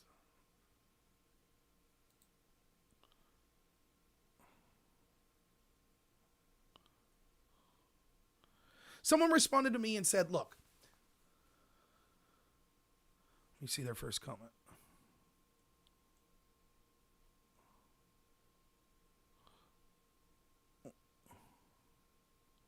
The outrage is not so much on the fact that homicides occur, but the unequal administration of justice. No one denies that black-on-black crime, because I was like, well, why is the media ignoring black-on-black crime? Why are they focused on 9 unarmed blacks that were shot by the police, as opposed to 7,000 that were murdered by other blacks last year? Why the difference? If you really cared about black lives, you would spend a lot more time in the media focused on why are all these homicides occurring? Maybe you think that it's racism why they're occurring. Okay, but at least cover the murders, right? So he says, it's because of unequal administration of justice. No one denies that black-on-black crime happens. The difference is when black-on-black crime happens, someone goes to jail. I said, that's false. The data doesn't match that statement. According to the numbers I found, it was from Vox, but citing a federal study, black homicides are far less likely to lead to an arrest. In some cities, 85% of homicides led to an arrest, while only 45% of black homicides led to an arrest. And understand the majority of these crimes are whites murdering whites and blacks murdering blacks. That means when there are black victims and black perpetrators, Less than half the time in these cities were arrests made, compared to when it's white, 85% of the time. So if you were a media, the excuse of, well, the reason that the media doesn't cover black on black crime is because that always leads to an arrest. That couldn't be further from the truth. That's just wrong, right? It's just an incorrect statement. So there are thousands upon thousands of black families that never get justice each year when their family members are murdered, but it's all ignored by our media. The 9 unarmed blacks that are killed by police a year, though, that's wall-to-wall coverage, protests during a pandemic, and riots. Perhaps the reason, and then he said, oh, and it's because police are violent to black people. I said, perhaps the reason police aren't as violent or forceful in the suburbs is because the suburbs don't have hundreds of shootings in one weekend.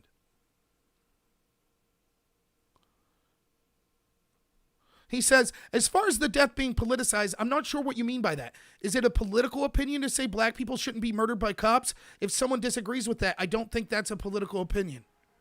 My response was, the person who made this thread commented she didn't want people using Cannon Hinton's death for political reasons because the family deserved to grieve. So why is it okay to do that with George Floyd's death? Is it a political opinion to say a little boy shouldn't be executed by adults? If someone disagrees with that, I don't think it's a political opinion so much as a moral failure. In other words, turned his language back on him. Why is it? It's political if you're like, oh, I think that the murder of children like this is heinous. Oh, that's political. Now you're being political. But if you say, I think all cops are racist and that's why George Floyd was murdered, that's not political. The person says, I'll concede I don't have the stats for this debate. Black people are less likely to get justice when there's murder. Yep, I say I agree. Now, here's why I bring it up. This is why I'm reading specifically.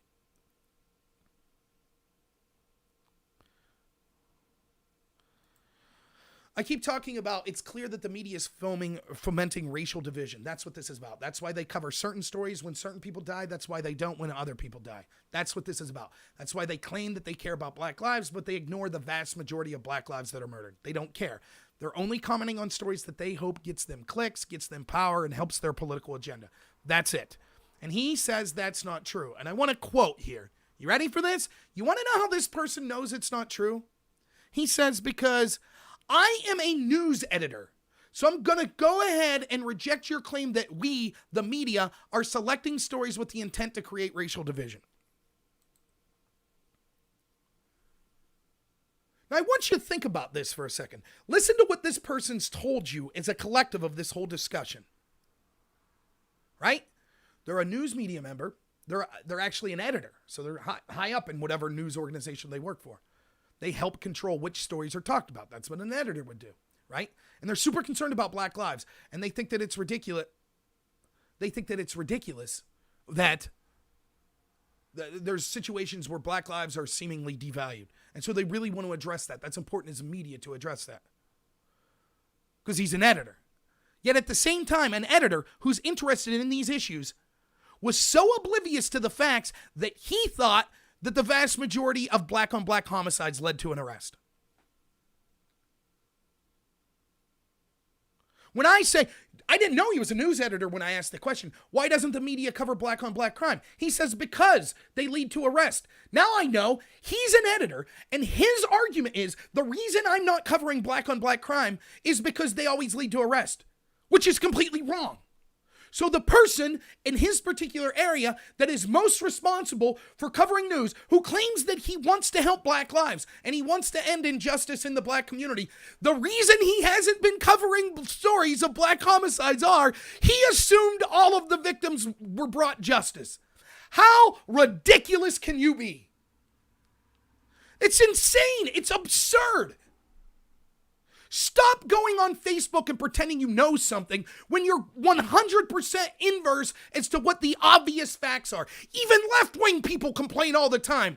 Why is it that cops can solve white murders and not black murders? Why don't we know who killed Biggie and Tupac? That's commonplace on the left, and they're right. That the statistics back that up. But here's a leftist saying, oh, I had no idea. I thought all black homicides were solved. That's why I never cover them at my newspaper. Oh, my goodness.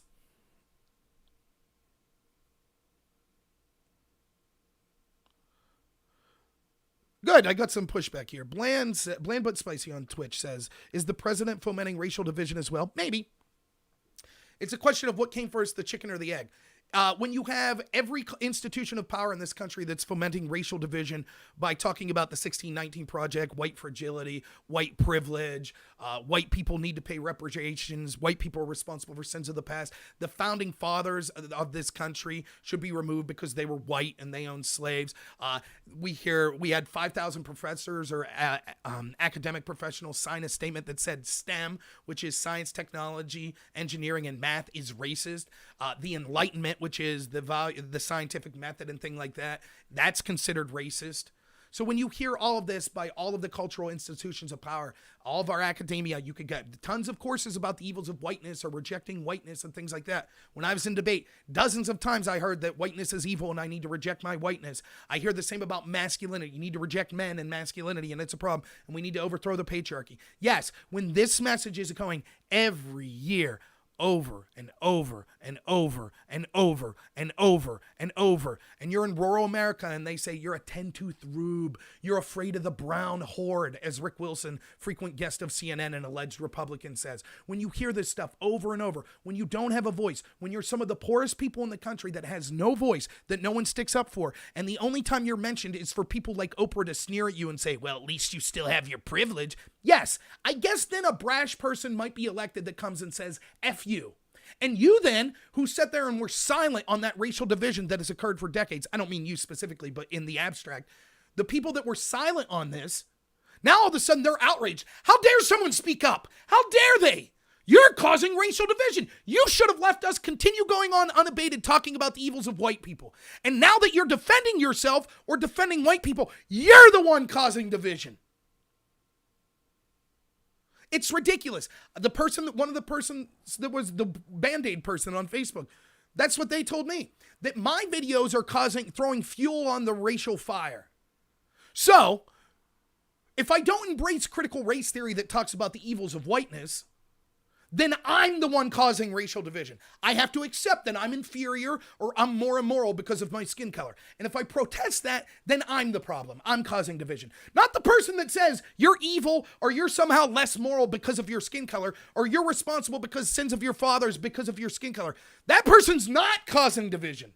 The person saying, whoa, wait a minute. Judging people based on the race is a really bad thing. Oh, that's division. You said that. That's fomenting division. So yes, that does, despite your claim, that does specifically answer the question. Yes, I assume if you want the most technical answer to your question, yes, the president is fomenting racial division on a scale of 1 to 100 about a 5, whereas the left is doing it at about a 99. But you're doing it at about a 2 right now, and I'm doing it at about a 5 as well. So yes, everyone, every time they open their mouth, can potentially be fomenting racial division. What we should be concerned about is, what is the degree of it? So there, I answered your question, yes. Do you think that it's outrageous that the people that are the biggest racists themselves get upset when someone tries to argue against their racism and says that the mere fact they're arguing against that racism makes them racist? I do. I think that's worse than any division that Donald Trump's causing. Donald Trump is the reaction to the racism and the bigotry that we've seen go unabated in this country for decades. That's what's going on. That's the answer to your question. Let's see, what else did you have to say? Don't I think that most Americans know about black on black crime? Did most Americans know that sometimes the police shoots black people? Yet we need wall-to-wall coverage about that. We need riots. We need protests of hundreds of thousands of people during a pandemic. The same people that tell us this pandemic's going to kill millions. We all have to stop going to church. We can't go to work anymore. But we need to inform people about racial injustice. Don't you think they know about racial injustice? If you're on the left, you didn't know? You were just smoking a cigarette one day and you're like, wait, what's this? Holy shit, there's racial injustice in this country? Oh my, let's get out there, man. Hundreds of thousands. What about the virus? What virus? Who cares now? Oh, but you stay home. Don't you go out.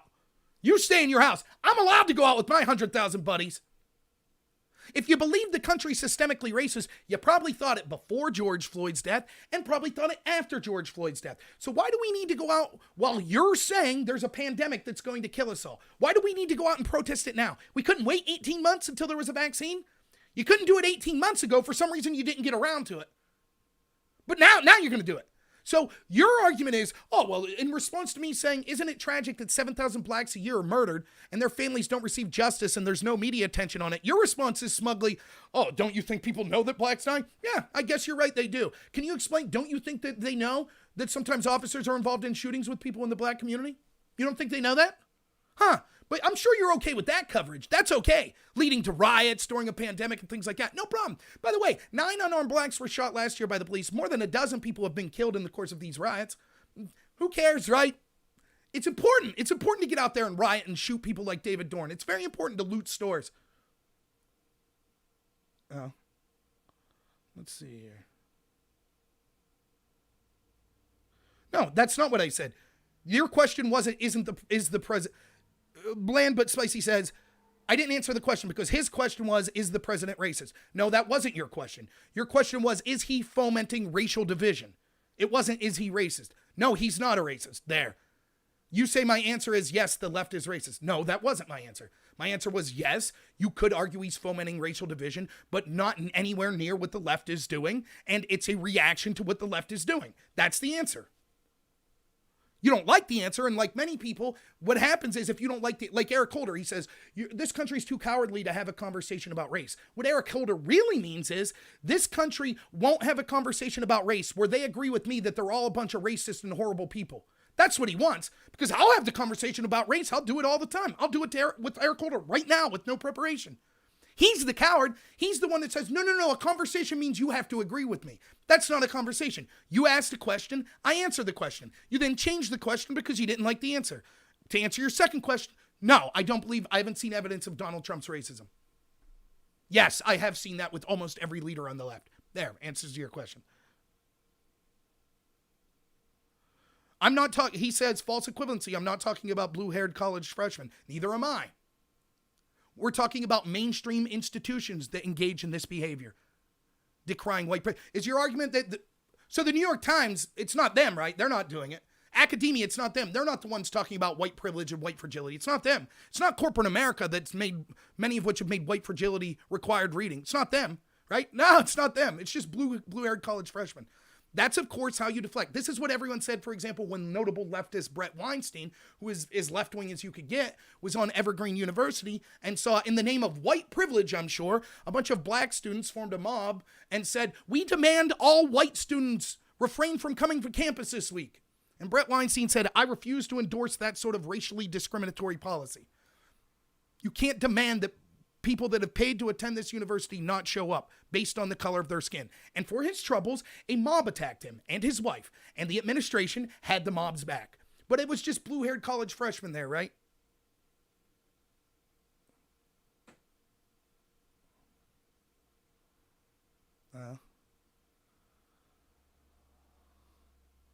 Oh, it's 13 unarmed blacks that were shot by police, not 9. I know when it was 9, I saw Tucker Carlson, and then I tried to research to the best of my ability as well. At least 7 of those 9 cases were actually basically proven to still be justifiable shoots. One was a black police officer, woman, who was being strangled to death, and she shot the perpetrator. He was unarmed. He was just killing her with their hands. 2 of the incidents were them unarmed, driving automobiles towards police, trying to kill them with the automobile, and so they shot and fired. Technically unarmed, but so even that number, just because they're unarmed doesn't mean it wasn't a justifiable shooting.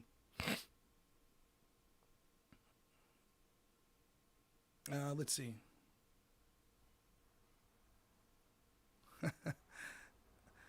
Can racists foment racism? Yes. Does that mean everyone who foments racism is a racist? Not necessarily. But yes, the racism of the left is creating more racism. The biggest ally of white supremacists are black supremacists. The KKK loves the Nation of Islam. Both of them agree on so much. They both agree in segregation. They both agree they don't want to see people of the other race. They both agree that we should focus strictly on skin color and identity politics. The number one recruit, they asked Richard Spencer, who's a white nationalist. They said, what's been the biggest thing for your movement? He said, easy, Black Lives Matter. Of course. When you have a bunch of racist Marxist thugs out there intimidating people and attacking people based on the color of their skin, that drives people that they're attacking into the arms of people that say, we'll protect you because of the color of your skin. Both of those groups are heinous.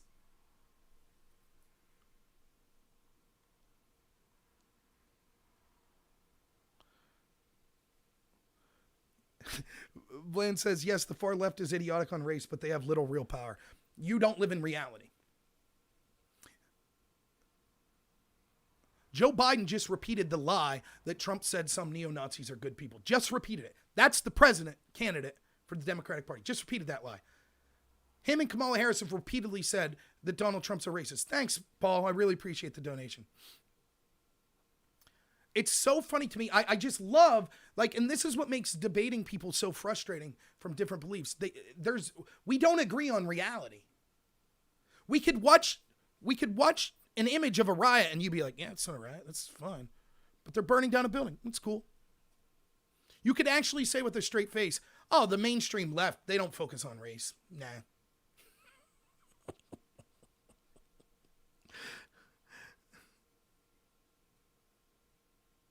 Should Trump promote the idea that Kamala might not be eligible? I actually had a discussion with a friend of mine about this. I'd say no. It could technically be true. I don't know. I'm not going to claim. Look, one thing that I'm woefully underread on is kind of questions on eligibility to run for office, particularly the president. And I know there's a discussion of what could be a natural born citizen and things like that. Discussions, by the way, that happened with Ted Cruz as well. But I just think that for strategic reasons, it's a bad move. And the reason is, even if it's true, nothing will be done about it. I mean, for God's sakes, we have a Supreme Court that's actually ruled that you could go to casinos and hang out, but you can't go to church. So do you really trust them to do the right thing, even if there's a technicality that says Kamala can't be the vice president? I don't. So why even bother with it? And all you do is provide ammo for the other side to say, oh, see, you're a racist. So no. And it's not like there's not plenty of ammunition to go after Kamala Harris. You ready for one? What are your views on climate change or wealth inequality or incarceration rates or Second Amendment rights or free speech rights or taxation or socialized medicine? I don't care about any of that. Let's throw that all out the window. Let's assume we're just two people talking, right? And we're leaving politics out of it. You want to know why you should reject Kamala Harris? I'll tell you why. Because Kamala Harris believes that Joe Biden's a serial sexual assaulter and she's A-okay with it. Now, as Richard Goodstein did on Tucker's show the other day, it was a Democratic strategy. He said, oh, what does that mean that Mike Pence is okay with Trump grabbing ladies by the P word?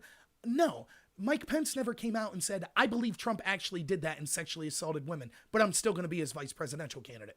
I believe that Joe Biden's innocent until proven guilty, as is Donald Trump, as was Brett Kavanaugh. The left doesn't believe that. Kamala Harris doesn't believe that. She thinks that anytime it's politically advantageous for her, hashtag believe all women, and these guys are a bunch of rapists. But then as soon as it benefits her politically, she's willing to say, yeah, screw those rape victims. I no longer believe them. Go Joe. Not rape, I guess, sexual assault victims. So yeah, you don't have to talk about, it's a mistake I think to focus on her eligibility. It's not a pattern of talking people of color. It's a pattern of attacking people that have credible reasons to wonder whether or not they were actually born as natural born citizens in this country. I mean, Barack Obama had a book where he wrote in it, the book said in it that he was born in Kenya. If you had two people that looked totally white and both of their parents were born in Ireland and they were born in Ireland and they wrote a book saying I was born in Ireland and people questioned their eligibility, you wouldn't say, here they go attacking white people. You'd say, okay. They did it to Ted Cruz. Was it because Ted Cruz is a person of color? Is that why they did it to Ted Cruz? See, this is the thing. Say what you will about Donald Trump. He'll attack everyone. Everyone. But then they selectively say, he only attacks women. He only attacks people of color. No, he doesn't. That's just who you choose to focus on.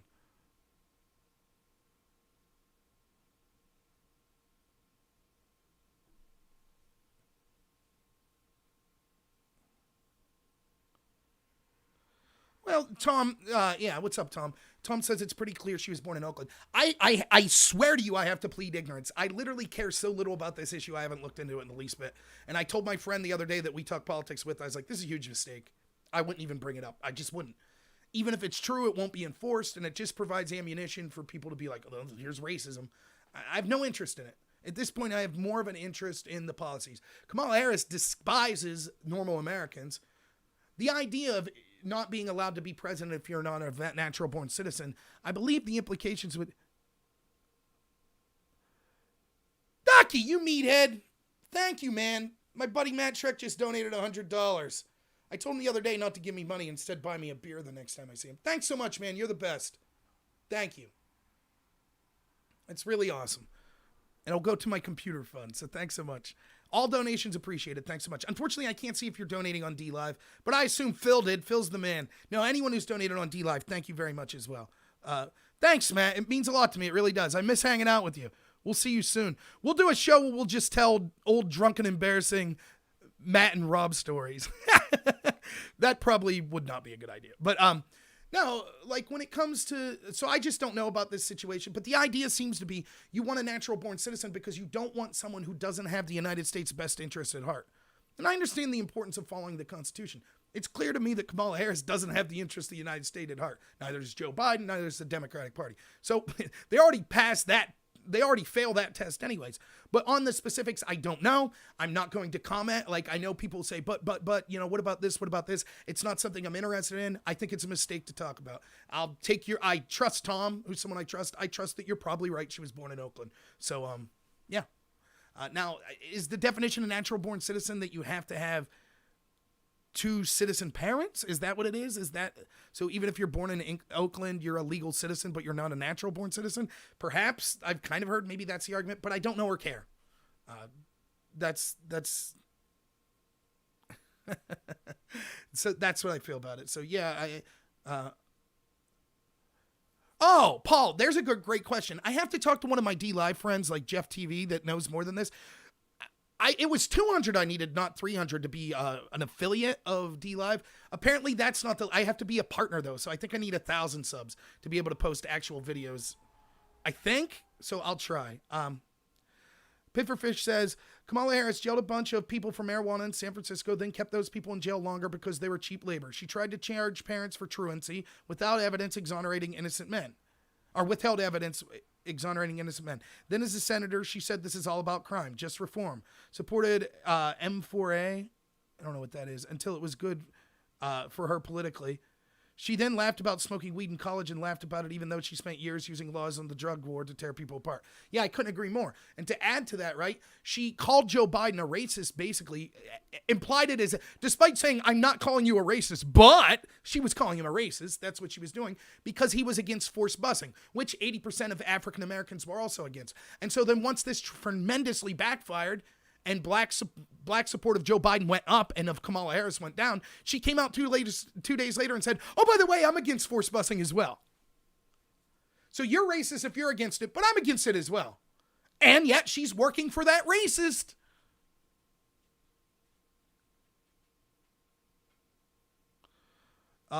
Bland but Spicy says, a buddy of mine, a Trump supporter, suggests a black Zionism, black separatism policy. Should American blacks get their own state? No, I'm against segregation. Identity politics is absolutely horrific and the scourge of this country. I don't care if you're a white identitarian or a black identitarian. The Nation of Islam that are black nationalists, Richard Spencer's group that are white nationalists, are despicable. We had the argument about segregation. It is ended. No to segregation, period. If your friend's a Trump supporter, he's an idiot anyway. He's an idiot. I share no political beliefs with him despite the fact I support Trump. I'm at like 270 subs, I believe, Paul. Right, and this is why I was saying Pifferfish. Kamala Harris, Joe Biden's the perfect ticket for the Democrats because the Democrats are the party of the rich oligarchs. That's who they are. They pretend they endorse movements like Black Lives Matter. Consider that Black Lives Matter is the first revolution that I could think of in the history of the world that is a revolution from the wealthy against the poor. Black Lives Matter, brought to you by Nike and Amazon and Jeff Bezos and Facebook. Brought to you by Facebook. Don't forget Facebook. And sweatshops with Nike, right? Starbucks also. Ben & Jerry's, brought to you by Ben & Jerry's. Black Lives Matter. Chase Bank. Chase Bank would like you to know is they're giving incredibly high interest rates to poor black people in the inner city community, that they really feel that Black Lives Matter. Now excuse us while we kick you out of your home. Black Lives Matter. Yeah, they did it. That's what's going on. So she's the perfect candidate. It's the perfect team because they're empty. What you want if you're these wealthy oligarch people is people you know you can trust. That's why they hate Trump so much. I'm not even saying Trump. I criticize Trump all the time. The reason they hate Trump was because they thought, here's a guy who might go out on his own and not listen to us. Can't have that. Oh, no. That's why they had to bury Bernie Sanders in 2016. Then Bernie spent the next 4 years going, no, I assure you, I will capitulate to you anytime that you want. I am willing to sell out for a third lake house. It is no problem at all to me. But it still wasn't good enough for him. But he tried. He tried his best to show, I assure you, I am a sellout. I am willing to throw anyone under the bus and criticize people for things that I obviously do. It is okay with me. I have no morals whatsoever. I will call other people out for their tremendous wealth while I talk about my modest third lake house that costs $500,000. Good job, Bernie. You did it, buddy. Woo!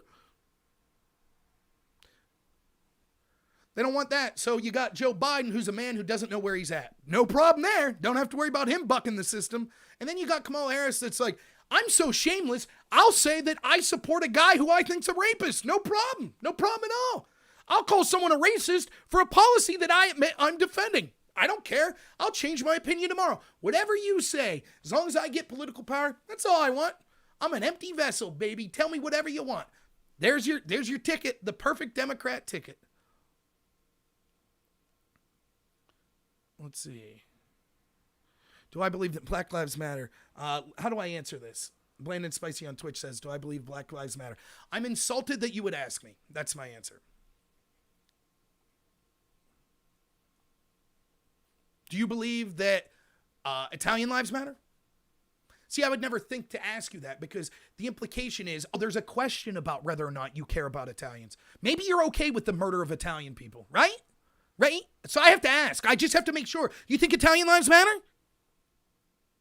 It's insulting. It reeks of smugness and arrogance on your part. What you're saying is, are you sure you're not a racist? That's what you're saying when you ask me if I think Black Lives Matter. Of course. I've advocated for inner city black communities since day one on this channel. I've talked about things about how I ran as a Republican and was outraged that the Republican Party said, we really don't go into those communities because we know they won't vote for us. That's terrible.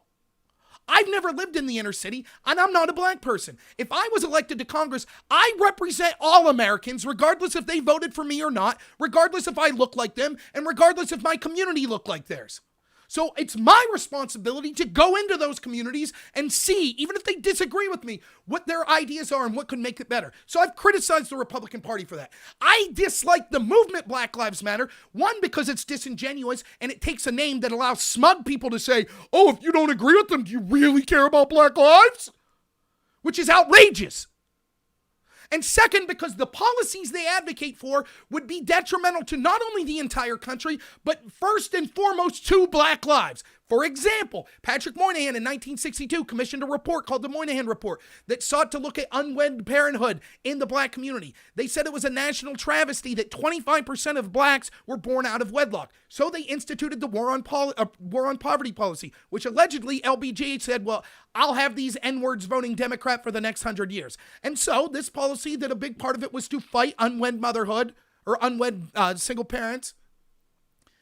This policy was issued for that. Part of it was them going door to door in the inner city black community saying, hey, do you know if there's not a man in the house that we could give you government money? As a result of those policies, the number today is 75% of black children born out of wedlock. Boy, that's great. But because I'm against those policies, somehow that makes me a racist. You have to wonder if I care about black lives. Meanwhile, what that shows is even in 1962, the Democrats understood the importance of two-parent families. They got it.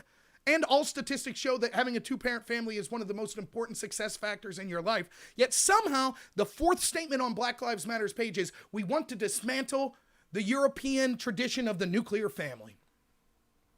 There you go. Black Lives Matter. One of the things that could truly help the black community and all communities more than anything else, having strong family unions, they're against that. They're against the family union. They want more community.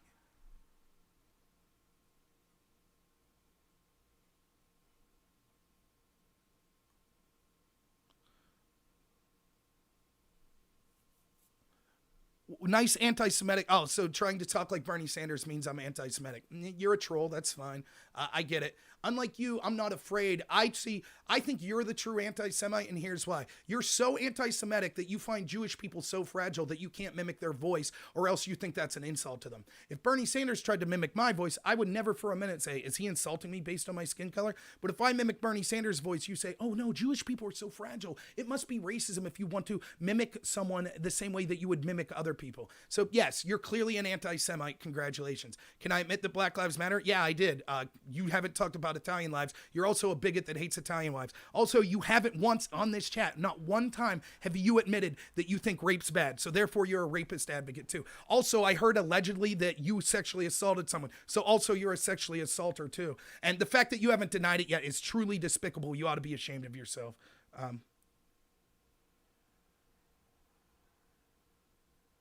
Let's see.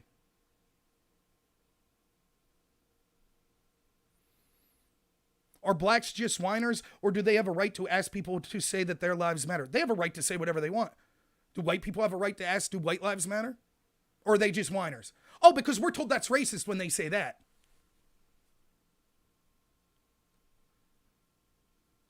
Black community isn't monolithic, so they have diverse thought. I know that'll blow your mind as an anti-Semite racist, but they're not single-minded. They're not like Joe Biden says, if you don't vote for me, then you're not really a black person. That's not the way things work. You understand that. They're human beings. They have individual thoughts. So it's hard to talk about what they as a collective might think. Can an individual ask someone if they think Black Lives Matter? Certainly they can. They can. If you're a black individual and you want to ask someone that, sure. But you are grossly misinformed if you think there's even a chance that any statistical percentage of people in this world or in this country thinks, nah, I don't think Black Lives Matter.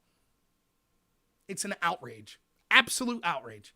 Even the people that are talking about white privilege and stuff, I would never ask them, oh, so you don't think white lives matter? They'd just be like, no, I don't want to see white people die and stuff. Are you kidding me? But not you, not people on your side. You feel totally entitled to that. Black Lives Matter is very popular among black people. Why is that? Is it?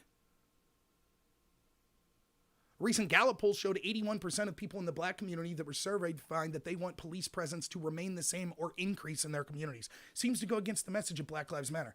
One of the reasons Black Lives Matter is so popular in the black community, including being popular with white community and other people, is because the people that control this country have pushed that narrative down your throat. So people like you could feel morally superior and question whether or not people are racist if they don't agree with your political Marxist movement. So therefore, people think it's popular.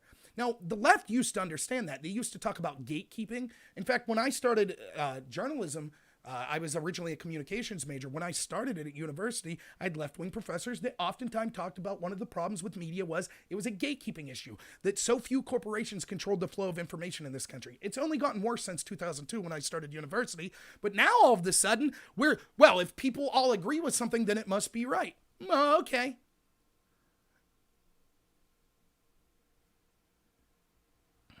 What have you stepped into, Lydia? Oh, just some shill on Twitch that's really concerned if I really think Black Lives Matter. Meanwhile, they've yet to say that Italian lives matter. Clearly, they hate Italian people. Right? It's absurd. The double standards are absurd. I don't do this, right? I don't do it. I don't look at people that vote a different way than me and say, clearly, then you want people to die that aren't the people that you agree with. I don't do that. I say, okay, maybe you don't like Trump. Maybe you thought Hillary was better than Trump. Maybe you agreed with Hillary's policies. Maybe you like Kamala Harris. I'll talk about why I think she's terrible for the country, but you don't hear me saying, oh, I have to question then. Do you want white people to die? You voted for Kamala? Is that what you want? That's absurd. I don't do that to people. That's what you people do.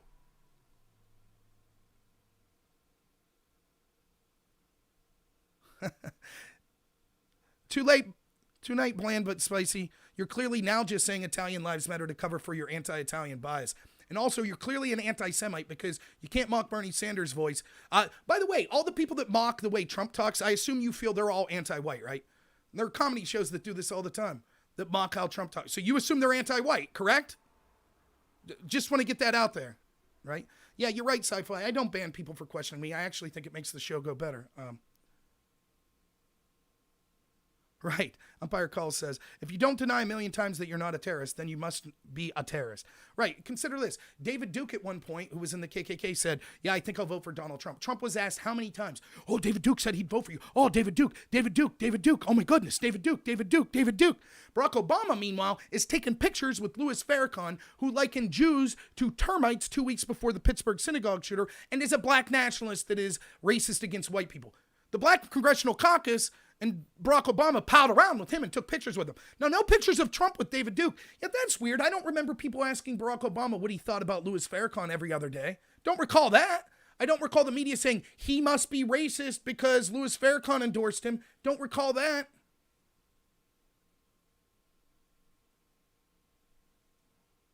What's up, Sneed? What time is it? 3:30. You appreciate that I'm a game commentator and fairly knowledgeable. Thank you. I'm certainly game. I don't know about knowledgeable. And by the way, I know I'm responding to you with hostility, but that's just the way I am. I don't wish any ill to you. I have fun when you're on here talking. But it is, come on, it's a stupid question. Do I think Black Lives Matter? Here's something. How about this? Until we see definitive proof that someone's acting in a racist way, we don't jump to the conclusion that they may be racist. Now, if you're smart and you're following along, you'll say, but wait a minute, didn't you say so many in the Democratic Party are racist? Yes. For example, if you blatantly say, I think the number one qualifications for this position is being a black woman, you're behaving as a racist. That's the criteria to be vice president of the Democratic Party. In fact, David Axelrod came out and did an op-ed in CNN that said Joe Biden's first pick was Gretchen Whitmer, but she was white. So now. So now what else was I going to talk about before I got off on a tirade? 1 second. Let me check here.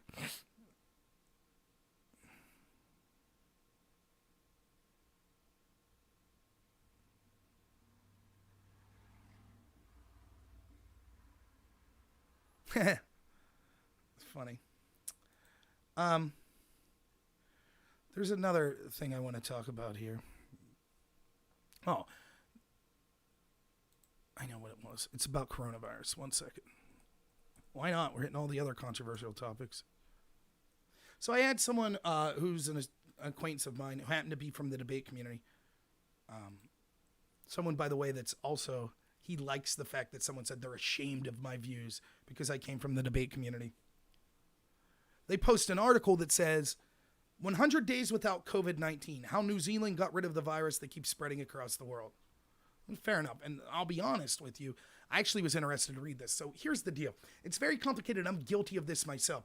I oftentimes look to Sweden and I say, if we use the Imperial College model that was used as the basis for the lockdowns in the United States and the UK, that same model was used by Uppsala University and plugged in before June to Sweden. And they predicted if Sweden didn't lock down, that you would see something, I forget what the amount of deaths were, something like 80,000 by June 1st. And the actual amount of deaths were 1,000. So it was the Imperial College model that we've used to base our system off, to base these lockdowns off, was 80 times exaggerated in just Sweden when we applied that model to Sweden, right? And Sweden didn't lock down. And I said, like, what people say about Sweden is they say, well, look, they're doing worse than the other Scandinavian countries. They're doing worse than the countries that are their neighbors. Yes, but keep in mind this. The implication wasn't, if we don't lock down, then things will be 10% worse. The implication was, if we don't lock down, it will be apocalyptic.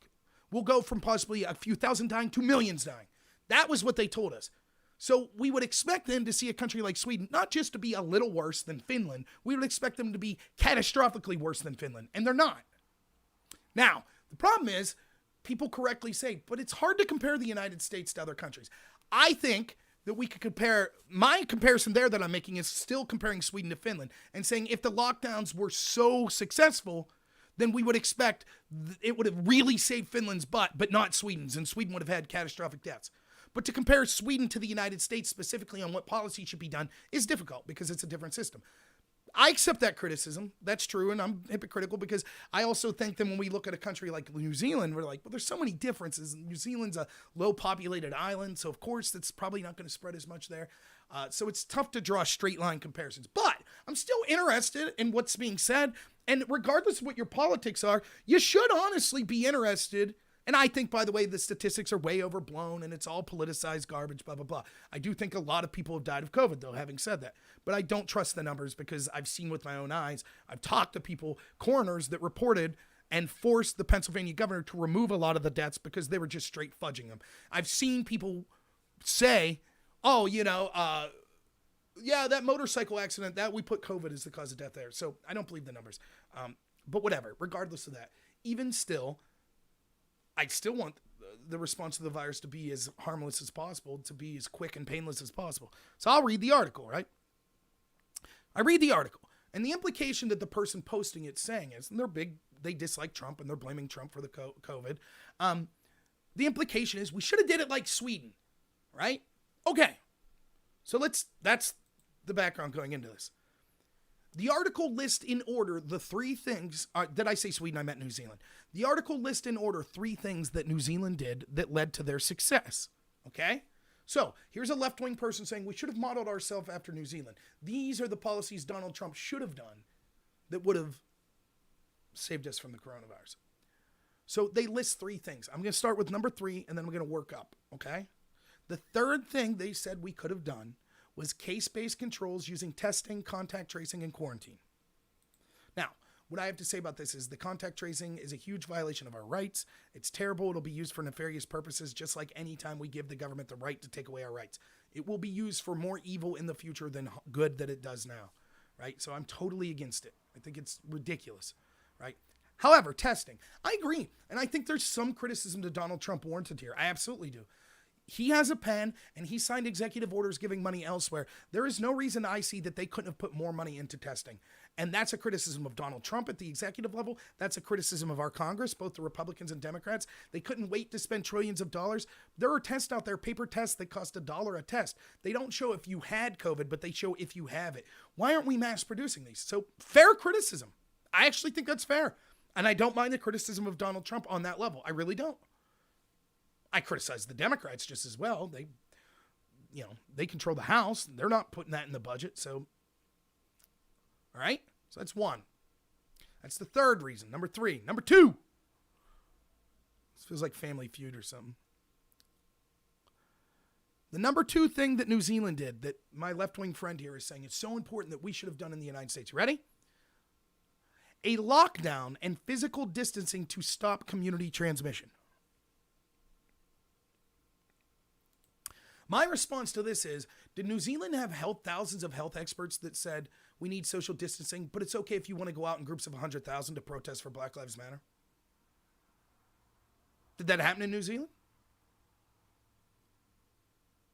Now, which side was it? My Democrat friend there. Which side was it that said that was okay? Is that Trump? Was that Trump saying go march with Black Lives Matter? Was it him? Was it the Republican governors? Or was it the Democrats and governors like Tom Wolf that called me a coward if I wanted to go back to work so I could feed my family? He said I was a coward, and that anyone who wanted that he would seek about taking away their license to operate a business. That's what Tom Wolf said. And then he went out and violated his own orders. Maybe New Zealand didn't have that.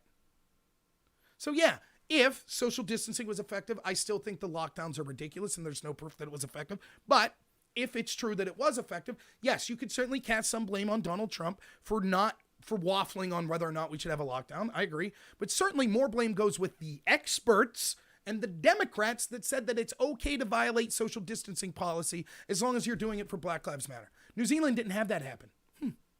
So I look forward to my friend here criticizing the Black Lives Matter movement for deciding they wanted to gather to the tune of hundreds of thousands of people during a pandemic.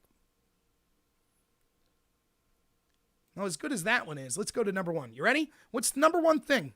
Can you get? Let me see if the audience can I get some audience participation here? Give me a guess of what you think the government of New Zealand says was the number 1 thing they did to stop the spread of COVID. Can I get some guesses in the audience? I agree. By the way, bland but spicy, absolutely true. Being outside's better than being indoors, which is why the lockdowns were so bad. Right? That's why I would mandate that everyone have to wear masks outside. Makes no sense. Okay. Wish upon a star. That is not the answer. Anyone have a serious guess? Lock up the sick? Nope. That's not what they said. You're going to like it. You're going to like what the number 1 thing was. You ready? Drum roll. they closed their borders. Now, wait a minute. COVID's all Donald Trump's fault, and we should look at New Zealand for what we should have done. And the number one thing New Zealand did was close their borders, but Donald Trump was a racist for wanting to close the borders and keep people from China and Europe out that had COVID. Wait a minute. Isn't that weird? Huh? These people have no shame. Unbelievable. Unbelievable. So, what I said to this person was, okay, I look forward to you and others who I could go through your Facebook feed saying Trump was a racist when he wanted to lock down China, people coming in from China. And I want you to publicly admit, I now agree with New Zealand. My stance of calling things racist led to people dying. Can you say that? That's your belief, right? You believe we should have did what New Zealand did. New Zealand says the number one thing we did was lock down our country, to lock down the borders. And you said that we can't do that in the United States because it would be racist. That's what you said on the left. That's what my friend here on the left said. So where will your personal apology be and say, I am partly responsible. I don't have a position of power, but I advocated and used one of the most vile accusations you can, that someone is a racist. I did that because I was against a policy that I now recognize could have saved lives. And I won't hold my breath waiting for the people on the left to do that. Oh my God, you know why they can't do that? One, because it would be admitting Trump tried to do something right and the Democrats blocked him. But even more importantly than that, holy cow, could you imagine if Democrats had to admit, maybe it's not cool to just shout racism every time we want. Can you imagine if they had to admit that?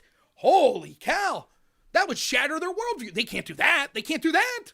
Rather have the tens of thousands of people die. That, Jesus. Yeah. Sorry, Grandma, you're out, buddy. We're not going to say we can't call people racist. The world closed their borders to the USA. Good job, Donald. Okay, great. We closed our borders to them first. Great. That's what sensible people would do. They would want to protect their own population first.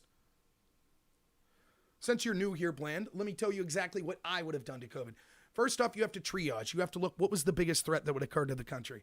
So there were three possible threats that we saw. The first threat was the disease itself, right? How many people would die of the disease?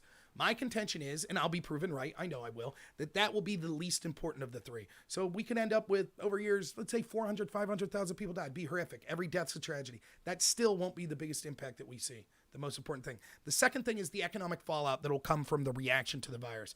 We will be living in economic devastation for 10 years. There are communities that will never survive, that will never come back to the glory that they once had. We actually have the head of the CDC admitting at this point, when it comes to school-aged children, 18 and younger, the uptick in suicides alone from the lockdowns far outpaces the amount of them that have died of COVID.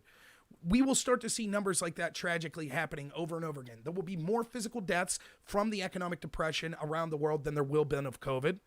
And not only that, there will be so many more people that will be impacted that their livelihood will be absolutely crushed. And they'll have adverse health effects in addition to adverse mental health effects, adverse economic conditions, and all these other things for decades to come.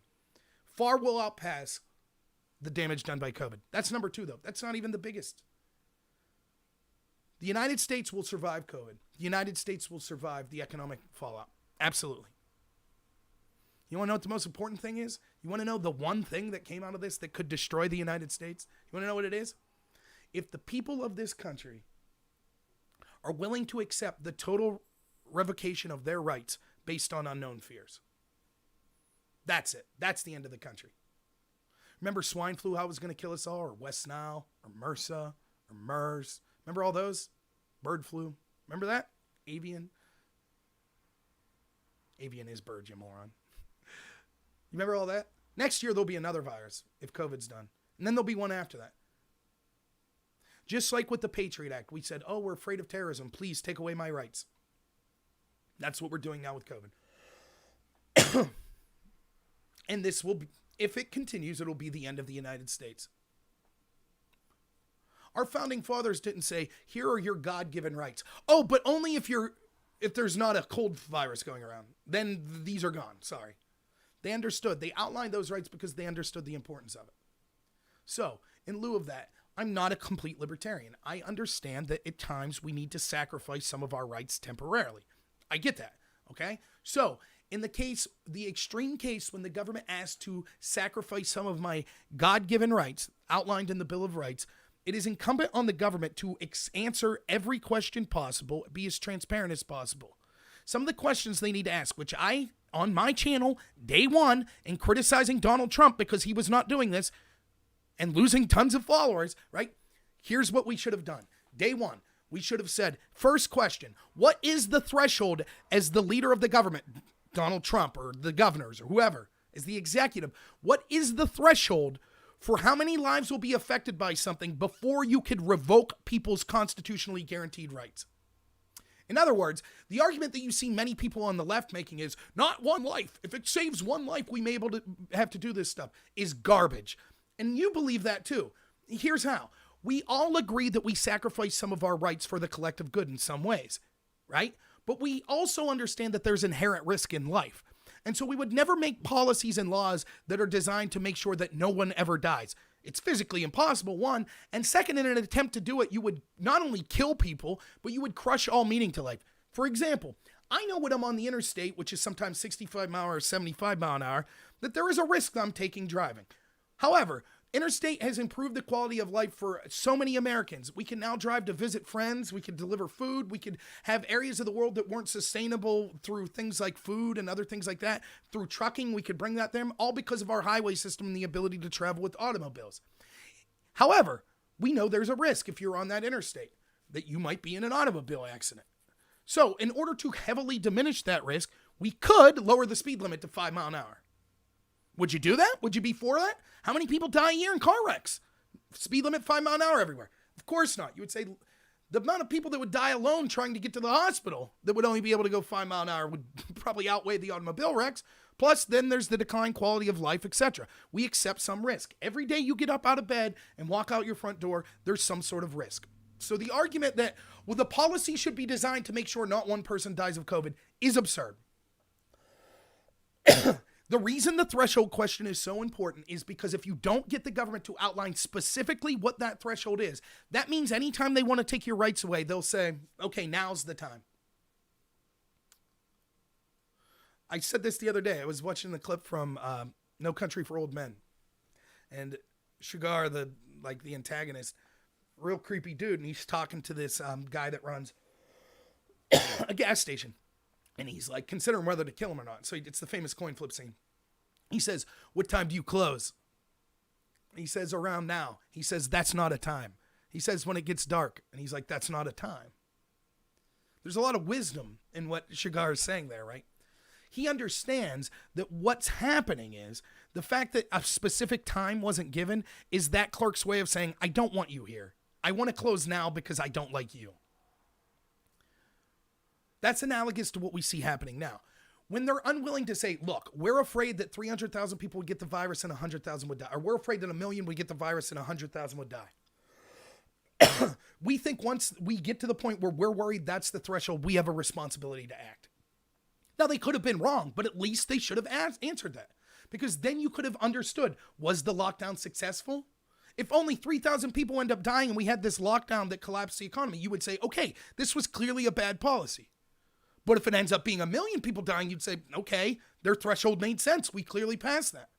It doesn't have to be a specific number, but we should have some sort of idea. Because if you're willing to violate people's rights over any disease, then next year you could say, hey, there's a cold we predict will kill 500 people. We're going to strip you of your rights. Only they won't say we predict it'll kill 500 people. They'll just say this time we have to.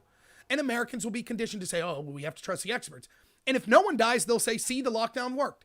It's the exact same thing I said well before COVID about the Patriot Act. I call it Schrodinger's Patriot Act. Let's go back to the passage of the Patriot Act, right? They said, we need to strip you of your Fourth Amendment rights to privacy in order to fight terrorism. If not, then we're going to have horrible terrorist attacks. Now, let's say hypothetically we pass the Patriot Act under those auspices, and then the next 10 years there's not one terror attack on U.S. soil. Do you think the federal government will say, okay, we could give your rights back now. We solved the terrorist threat? Of course not. They'll say, see, we were correct to take away your rights. We prevented terrorism. Now, let's go back, same policy, but let's say terror attacks dramatically increased over the next 10 years. Do you think after 10 years they'll say, okay, we're going to rescind the Patriot Act? Clearly it didn't help. Of course not. They'll say, see, we were right to take away your rights. Look at all the violence and destruction. In fact, we need to take away more of your rights to fight it. Anytime you give the government the power to take away your rights, whatever happens afterwards, they'll say is proof that they were correct to take away your rights. That's why it's important to have them be as transparent as possible. And I watched even Trump supporters say, oh, no. If Trump's cool with it, I'm cool with it. You're just a lunatic, Rob. Well, I wasn't a lunatic. I was right. Also, questions should have been asked such as this. How many people are you predicting will die as a result of this virus if we don't lock down? How many people are you predicting will save as a result of the lockdown? How long will the lockdown be necessary to have that impact to save lives? Because that's a dirty little secret they don't tell you. They keep saying trust the experts. If you go back and look at the Imperial College paper, it says specifically that a lockdown is necessary, but would be worthless if it wasn't held for at least 18 months. That's a little different than the narrative you got out of the government. 15 days to flatten the curve. A little different, huh? 18 months. Didn't tell you that, did they? Those questions and many more should have been answered. When they weren't answered, I refuse to accept that it was the morally correct thing to do, to take away our rights. Refuse to accept it. Now, what would I have done as opposed to taking away people's rights? I'm not an epidemiologist, so forgive me if I sound like a layman here, but I think I would have did far better than anyone we see in our government. You ready? Here's what I would have did. I would have said, geez, there's a virus that's coming. It's going to be really bad. Okay, as a layman, let me ask you here. Anyone in the crowd here, I'm pretty sure I could go to my local high school or local elementary school and ask fourth graders this. There's this really bad virus that's coming. Which group of people do you think it's most likely to affect as far as a demographic? And I bet most people would say probably the very old and the very young. Yep. That's the way it is, right? So the first thing I would have said, okay, right now we need to protect the most vulnerable people possible. That's our first priority. Get as many resources as we can in nursing homes, in elderly communities, in infant communities, or infant hospitals and things like that. This means we want to make sure that the nurses there are, being tested every day. The people that are interacting with these people are being tested every day. We want to make sure that there's a limited amount of people interacting with them. We want to make sure if anyone in these communities gets ill, they're completely isolated so as to not infect the rest of the community. However, that's a small portion of our country. We should then make sure that the rest of the country, we should monitor, take precautions, but we should allow them to continue with their routine as normal as possible. That way, they're still working for the economy, so we have the resources to be able to gear those resources to the most vulnerable population. In other words, it's easiest to isolate 10% of the population, the old and the very young, than it is to shut down the whole population. When you shut down the whole population, not only are you hampering yourself by crushing the economy and then having to put so many resources in making sure people just have food on the table, like is what we saw with the trillions of dollars spent, but you're also ensuring that the resources are spread over everyone. When we can see that the common flu is more deadly when it comes to young people over the age of 18, and it's about as deadly when you're talking about people under the age of 45. Those people didn't really need the government help, but you put resources equal to them as you did with the people in the nursing homes. And then the icing on top, done by at least 5 Democratic governors. You took COVID patients and you put them in the nursing home with the most vulnerable population, which predictably led to mass death. Why did they do it? I think they did it because they wanted to kill the people, if I'm straight up honest with you, because then they could point at the deaths and say, see, we were right to take away your rights. See, look how many people died. Yeah, you killed them, Tom Wolf.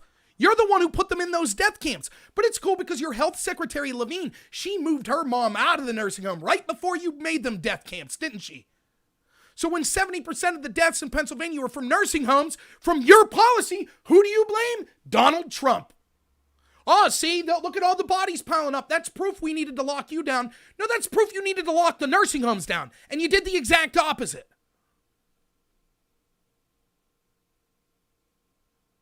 That's what happened.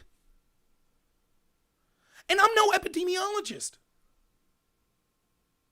But I wouldn't be so quick to take people's rights away. I would say, how can we get through this with understanding the economy is important, people's rights are important, people's ability to go to church is important, to get married is important, to go to their jobs is important. All of this stuff's important. Keeping us safe from a virus is also important. What's the best possible mix to make sure it's not just the solution that would lead to the least possible deaths? Because that solution is weld people in their homes like they did in China. That's not good.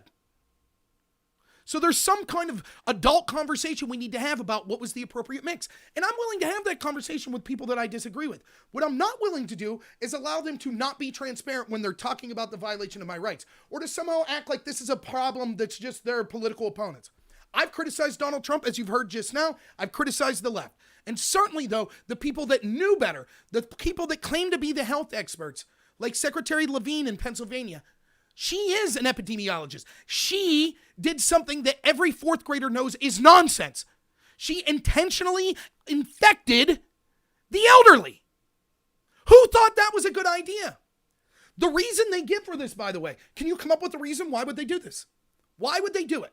Why would they say, geez, the elderly is the most vulnerable? And you know they knew it was, because when I started talking against the lockdowns, every single Tom Wolfe supporter that I know said the same thing. Oh, you're more concerned about the economy than grandma. You're going to kill grandma. That's what they were all saying in March. So they knew that grandma was the one who was vulnerable. Why would you put COVID patients in with grandma then? Why would you do that? Can anyone come up with a reason in the chat why they would do that? I'll tell you the reason they gave. There's only two explanations that I could come up with. They wanted those people to die, or incompetence. Right? It's the same thing with the FBI. Oh, no. That FBI guy that manufactured evidence to spy on Trump's campaign, it was just incompetence. He wasn't corrupt.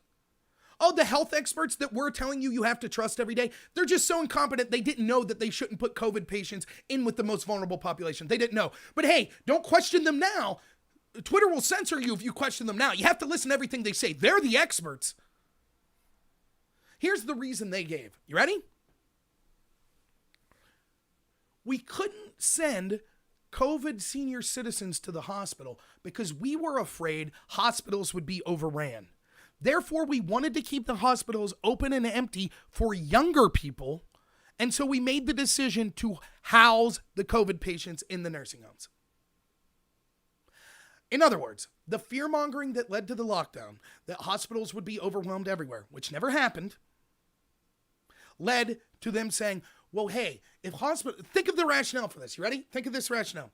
If hospitals get overwhelmed, then a bunch of people will die. So how do we stop hospitals from being overwhelmed? I know what we do. Here's what we do. Let's kill a bunch of old people. Got it? No more problem at the hospital. They're all dead. New York's per capita deaths are more than 10 times that of states like Florida, but we keep hearing about how Florida's so terrible. In New York, Dr. Fauci, the expert, he said, New York, that's the state. Cuomo did a great job. That's the state we should model after. I wonder why their cases have gone down. Maybe it's because they didn't flatten the curve. No one ever said that we would have less people get COVID. The argument was flatten the curve. Flattening the curve doesn't mean less people gets it. It means the same amount of people get it, but it's spread out over time so as to not overwhelm our healthcare system. When you look at New York, their policies led to this. A big mountain. It's the way it looks. They didn't flatten the curve. And as a result, way more people died than in places like Florida. Florida's looks like this. So the people got it, but the curve was flattened. Yet somehow the same people that told us we need to flatten the curve say Florida's horrible and New York was awesome. Explain that. Turns out you don't have many cases or many people dying once you kill off everyone that would have died from the virus. Heck, if that's the criteria, I guess the best governor, according to Dr. Fauci, would have been one that did this. We're going to euthanize everyone in nursing homes. Hey, look how few people died of COVID. We did a great job. Yeah! We only had like 1,000 COVID deaths in my state. Yeah, we had to kill off every person over the age of 60, but hey, at least they didn't die of COVID.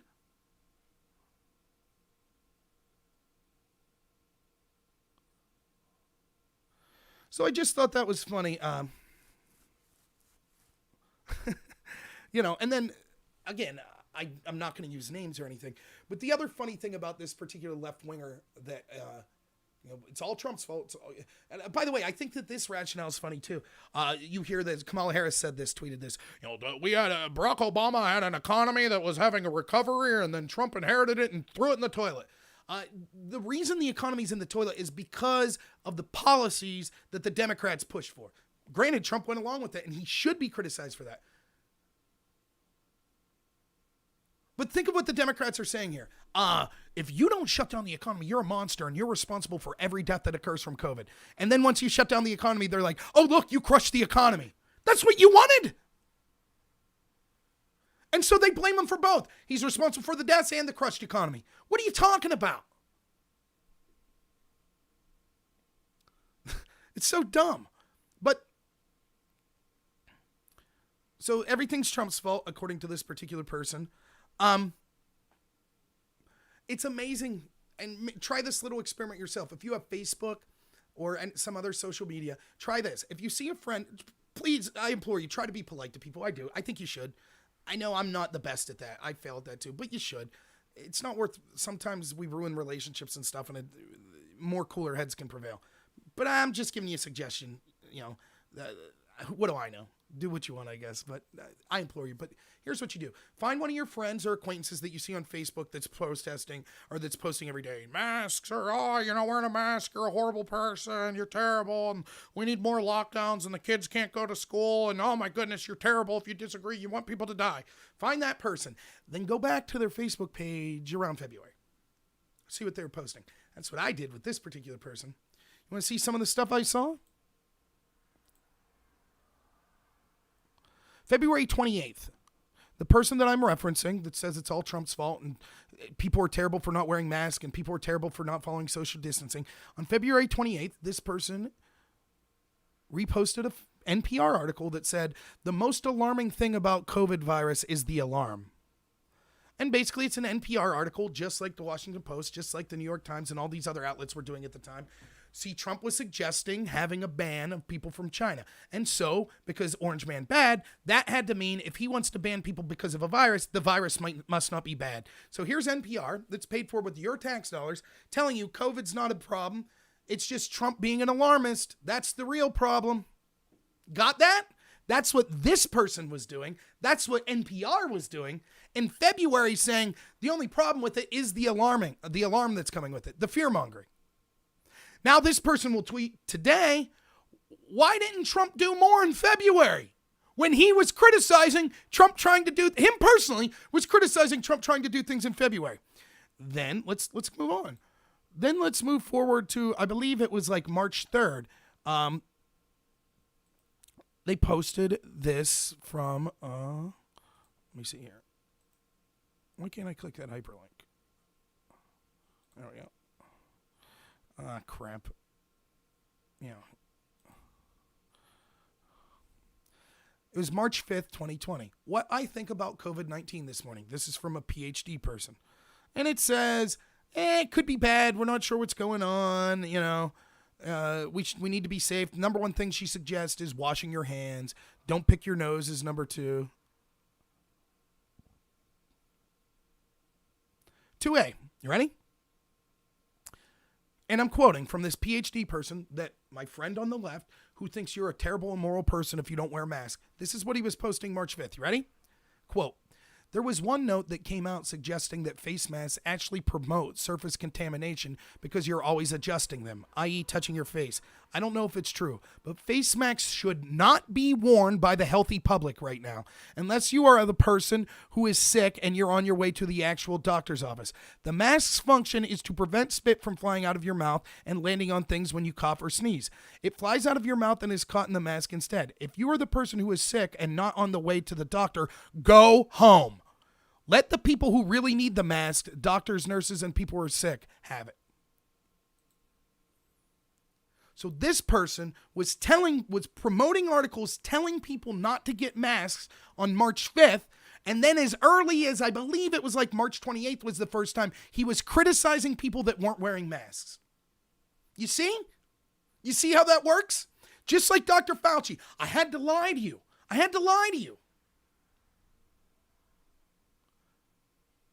Now listen, if you're posting an article, it's like, look, maybe masks aren't the right way to go. And now you're saying, I understand some people don't agree with it, but my opinion is maybe you should wear a mask. That's one thing. But when you're on your moral high horse talking about how immoral people are that weren't wearing masks, and not a month ago, you were posting, oh, don't be immoral and go out and buy a mask. It doesn't help. In fact, it might make things worse because you're touching your face. And it gives people a false sense of security where they think they could go out in public when they're sick, but actually they can't. If you're sick, stay home. Only use the mask if you're sick on your way to the doctor. That's it. That's what they were saying in March 5th. And then on March 28th, it's, oh my God, you're immoral if you're not wearing a mask. I said this the other day. I said, if Fauci comes out tomorrow and says, actually, we now find out that the masks are a bad idea. Actually, masks are spreading because you're touching your face more, and it gives a false sense of security. So we have all these people going to Black Lives Matter protests, and they think that they're not spreading the disease because they're wearing masks. That false sense of security is leading to the spread. Also, when you breathe out, it turns out that the mask can't stop a lot of droplets coming in. But what it does is, if you have the virus that comes in, the virus doesn't necessarily infect you when you get it. But when you're constantly re-breathing in the same virus, that makes you more likely to be infected. If Dr. Fauci said that and don't wear a mask, the same people you see on Facebook that are yelling and screaming at you, you're an immoral person for not wearing a mask, they would be freaking out. I saw Rob in town with the mask. What the hell's he doing? He's going to spread the virus. How immoral are you to wear a mask around like that? That's what they'd be saying. The same people. Don't they believe science? I mean, sure, I promoted the exact opposite science last week, but now the science has changed, so I've changed.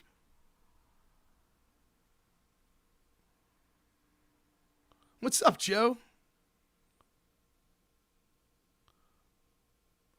And of course, people aren't using the mask. I see it all the time with it down around their chin and their mouth or their nose.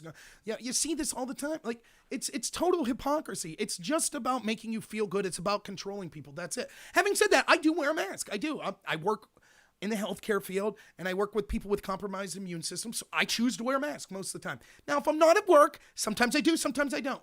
Let me criticize people on the right for a second, or I can't even say that. Some of the people that are anti-mask. Let me criticize some of them for a second, right? It's only fair. I'll call out my own side. If you walk into an establishment like Walmart and a Walmart employee says, sir, you have to have a mask on to come in here, here's what you should do. There's two things you could do. You could say, okay, I'm leaving then. Or you could say, okay, let me put a mask on. If you're going to sit there and yell and scream at some Walmart employee that's making $9.50 who has no control over that policy whatsoever, you're making a huge mistake. You're making an ass of yourself is what you're doing. And it's not cool. That Walmart employee has no control over the corporate policy. And even if you walk into a mom and pop business and they say, hey, to be in here, you should have a mask on, I think you should respect that business owner's wishes. Now, the opposite side of that coin is this. If you walk into a business and you see that clearly the business doesn't care if people have masks on, leave. If you don't like it, leave. Or say, okay, you can still wear your mask if you want, but don't make a scene. Is that so hard? Is it so hard for people on both sides? Let me give you a story of another one of my friends on Facebook. I saw this story. They posted a story that was something to this effect.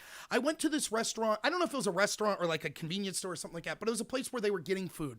And they went to get food, and the person that was serving the food was not wearing a mask. And so my friend started an argument and was like, what are you doing not wearing a mask? Now, I forget all the details of the story. It's been a while since I read it. But basically, they got into an argument, and the girl was crappy about it. He claims he was polite about, you should have a mask on, and then she got crappy. Let's take his word for it, okay? Let's say that happened. And he basically was like, named the business and was like, this is absurd, and it's absurd treatment, and people could get sick, and blah, blah, blah, blah, blah. Okay, we can talk all we want about that, but here's the part I want to get to. Here's how it was ended. You ready for this? That's the third time this has happened to me in that establishment. So let me get this straight. Your concern is that you're going to go into this establishment and get a crippling, life-altering virus. You're concerned with that. And so you walk in the first time and you say, my God, they're not taking proper health precautions. And you raise a stink about it. And then you come back and it's the same thing. And then you come back. Maybe, and excuse me for swearing here a little, but maybe your ability to want to bitch and virtue signal about this outweighs the concern for your own health. Maybe that's what's going on. Maybe you're not. When you see some of these people that have phones and they're filming someone that doesn't have a mask and they're right in their face screaming at them, where's your mask? Blah, blah, blah, blah, blah, blah, blah, blah. Now, the implication is if someone doesn't have a mask, then the water droplets coming out of their mouth could spread the disease and make you sick. And I would guess if you saw that and were angered, you would be angry because you were afraid that you would get ill. So why would you not walk the other way? Instead, you get into the person's face and engage in a shouting match. Almost like you're less concerned about getting the disease than you are virtue signaling and bitching about it.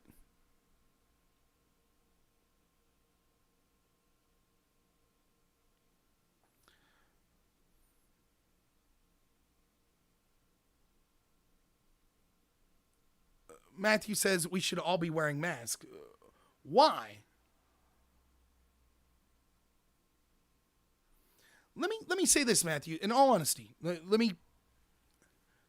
wear the mask most of the time, right? So, again, don't get me wrong. But I hope you're still here, Matthew. Let me put this in terms that maybe you can understand. I'm guessing from the limited interactions I've had with you that you're someone that would be on the left, generally. I could be wrong, and I apologize for assumptions, but that's just what I'm assuming. Picture this happens. Picture that we have H1N1 in 2013. I happen to live in Pennsylvania, so we'll use Pennsylvania as an example. And so Obama's dealing with H1N1. And our governor at the time was a Republican by the name of Tom Corbett, right? Imagine that Tom Corbett, a Republican, came out and said, listen, as Pennsylvanians, I'm very concerned about H1N1. And therefore, I want everyone to wear a mask. And I want people who are going to have to social distance. And that means maybe you can't go to church. And that means that you can't go to large gatherings, you can't go to funerals, you can't go to weddings. You might not even be able to go to your job because I'm very concerned. And it's for everyone's public safety. Wear masks, don't be in large groups. Maybe you can't go to job, maybe you can't go to church, you can't go to a funeral. I'm sorry, but it's a sacrifice that we need to make. And you don't want to be selfish, you want to make that sacrifice. But the most important thing is the social distancing followed by the mask. Oh, but if you're in the Tea Party, you don't have to follow any of those rules. Nope, you're good. Because the causes of the Tea Party, of excess taxation and abuse of government, those are so important that it's more deadly than this virus that's so deadly that we have to shut everything down. What would you have said to that, Matthew? Would you have said, oh, yeah, it's reasonable, I guess. Makes sense. I mean, yeah, it seems weird to me that the group that I don't politically like, the Tea Party, they don't have to follow these orders. But I do. But hey, it would be selfish of me not to follow these orders.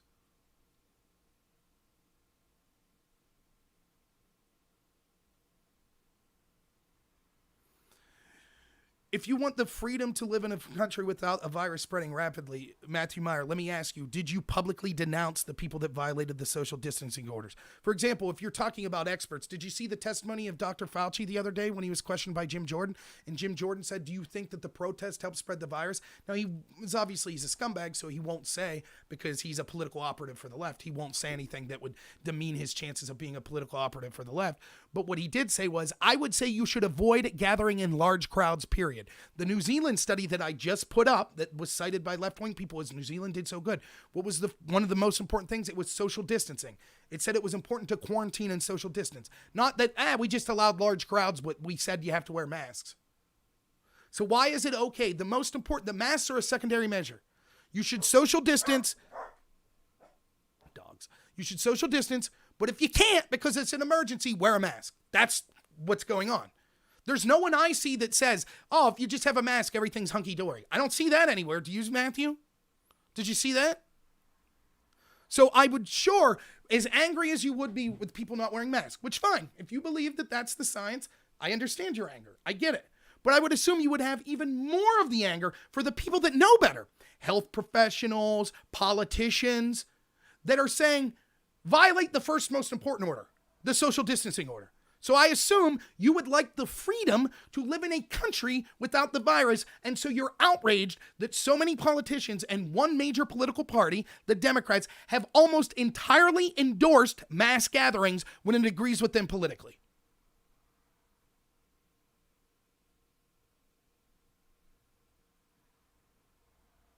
And there we are, Matthew. Thank you very much. And I'm very happy that you said this. Yes, you cite a study that proves your case, but what it does is it proves that your experts are political scumbags. Dr. Fauci just testified that large gatherings could spread the virus. Can you explain to me why these particular protests didn't? What's the rationale? Now, I could tell you the only way that they would know if the protests spread the virus or not was if through contact tracing. And I could also tell you that places like New York were specifically told not to ask people if they attended protests. Wow, wonder of wonders. Then the contact tracing didn't show that protests helped spread the virus. Who would have thought? Isn't that unusual? But yes, we have to believe that. So there you have it. Matthew Meyer wants everyone to know in the chat. You ready? The coronavirus is the smartest virus in the history of the world. See, it knows if you're a Republican or a Democrat. If you're for Black Lives Matter, you could go to the tune of hundreds of thousands of people, stand shoulder to shoulder, yell and scream. Doesn't matter. Even though the New Zealand experts and even though Dr. Fauci himself said that crowds could spread the virus. No, none of that matters. We know that the crowds didn't spread the virus. We know the protests didn't spread the virus. But if you go to a Trump rally or something, then the virus will spread. Can you explain to me, Matthew, since you seem to be... This is my favorite argument, right? This is a great argument. The protests were great. Why did more people stay home, Matthew? Right? So Matthew's argument is this. No. Actually, the protests were a good thing because more people stayed home because protesters were on the street. Well, why would people stay home if peaceful protesters for a cause that everyone agrees with was out there?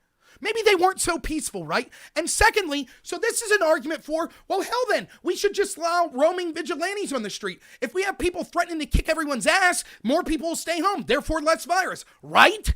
So stupid, unbelievable. Hey, I think it's good for my people to violate the social distancing measures because they'll intimidate everyone else to follow the rules. So it's good for my side to break the rules. It'll actually have a net benefit. Unbelievable smugness and hypocrisy. Totally disgusting.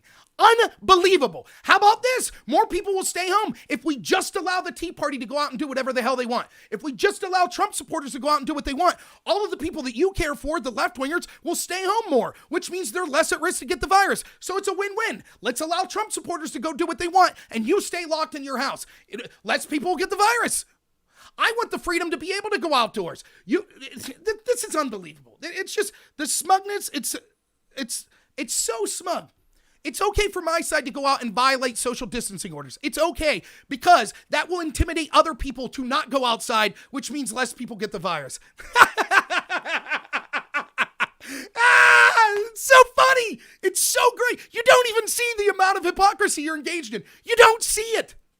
Hey, let's go further. I think we should be allowed to beat the crap out of Trump supporters. If we start beating Trump supporters with ball bats, they'll be less likely to go out. And then that means the virus won't spread as much. Makes perfect sense. Sounds great to me.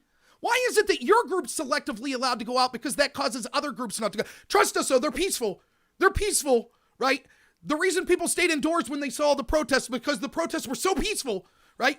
But it's okay for my group preference to go out and violate these orders. We should be allowed to do whatever we want. Orders for you, not for me. It's truly pathetic, Matthew.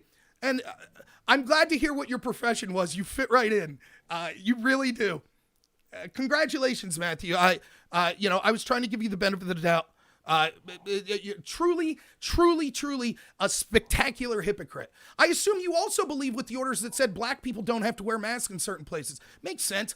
Heck, you'd probably be happy. It seems so. If we know that gatherings can spread the virus, we've heard that from Dr. Fauci himself, and yet we encourage people of a specific color to go out and do gathering. Does that mean that you wanted to increase the chances? You think that it was worth it for a bunch of people, primarily black people, to go out and protest? People in a disproportional amount of black people, it was okay for them to go protest because you would like to see the virus spread through that community, so long as it meant that it was a net decrease in the virus spreading throughout everywhere else.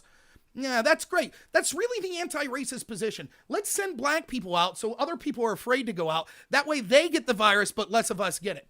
Truly an amazing, I really like that. Yeah, that's great. Am I dumb? I'm not dumb, Matthew. I think you're doing a great job of illustrating what a dumb person would look like. Do I understand the right to protest versus the ideological idea behind a protest? Yes, I understand that. I understand that if you say it's okay for one side that I agree with to go out and violate social distance orders, then you should say it's okay for the other side to do as well. What you define as a protest is unique to you. I think that the people that attended the Clarion County Fair were engaged in a protest. I think that someone's right to go to work and feed their family is more important than their right to go out and be furious and riot and loot stores because an officer killed someone in Minneapolis. That's what I think.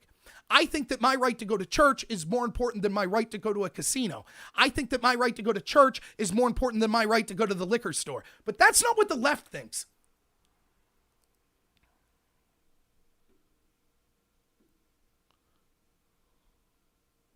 You have no problem with my side's right to protest. Fine.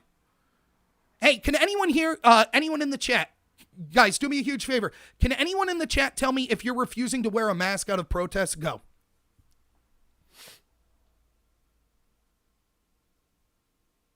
Let's see if anyone says it. So if you're on YouTube where Matthew can see you, can you tell me, is part of the reason you're not wearing a mask because you're protesting government infringement? Oh, Zach says yes. Therefore, Matthew, so let's go back up. You said that all Americans should have to wear a mask, but you're also saying that the people have the right to protest, so you're perfectly fine with people not wearing masks as long as it's for a protest, correct? Oh, wow, look at all those yeses. Huh.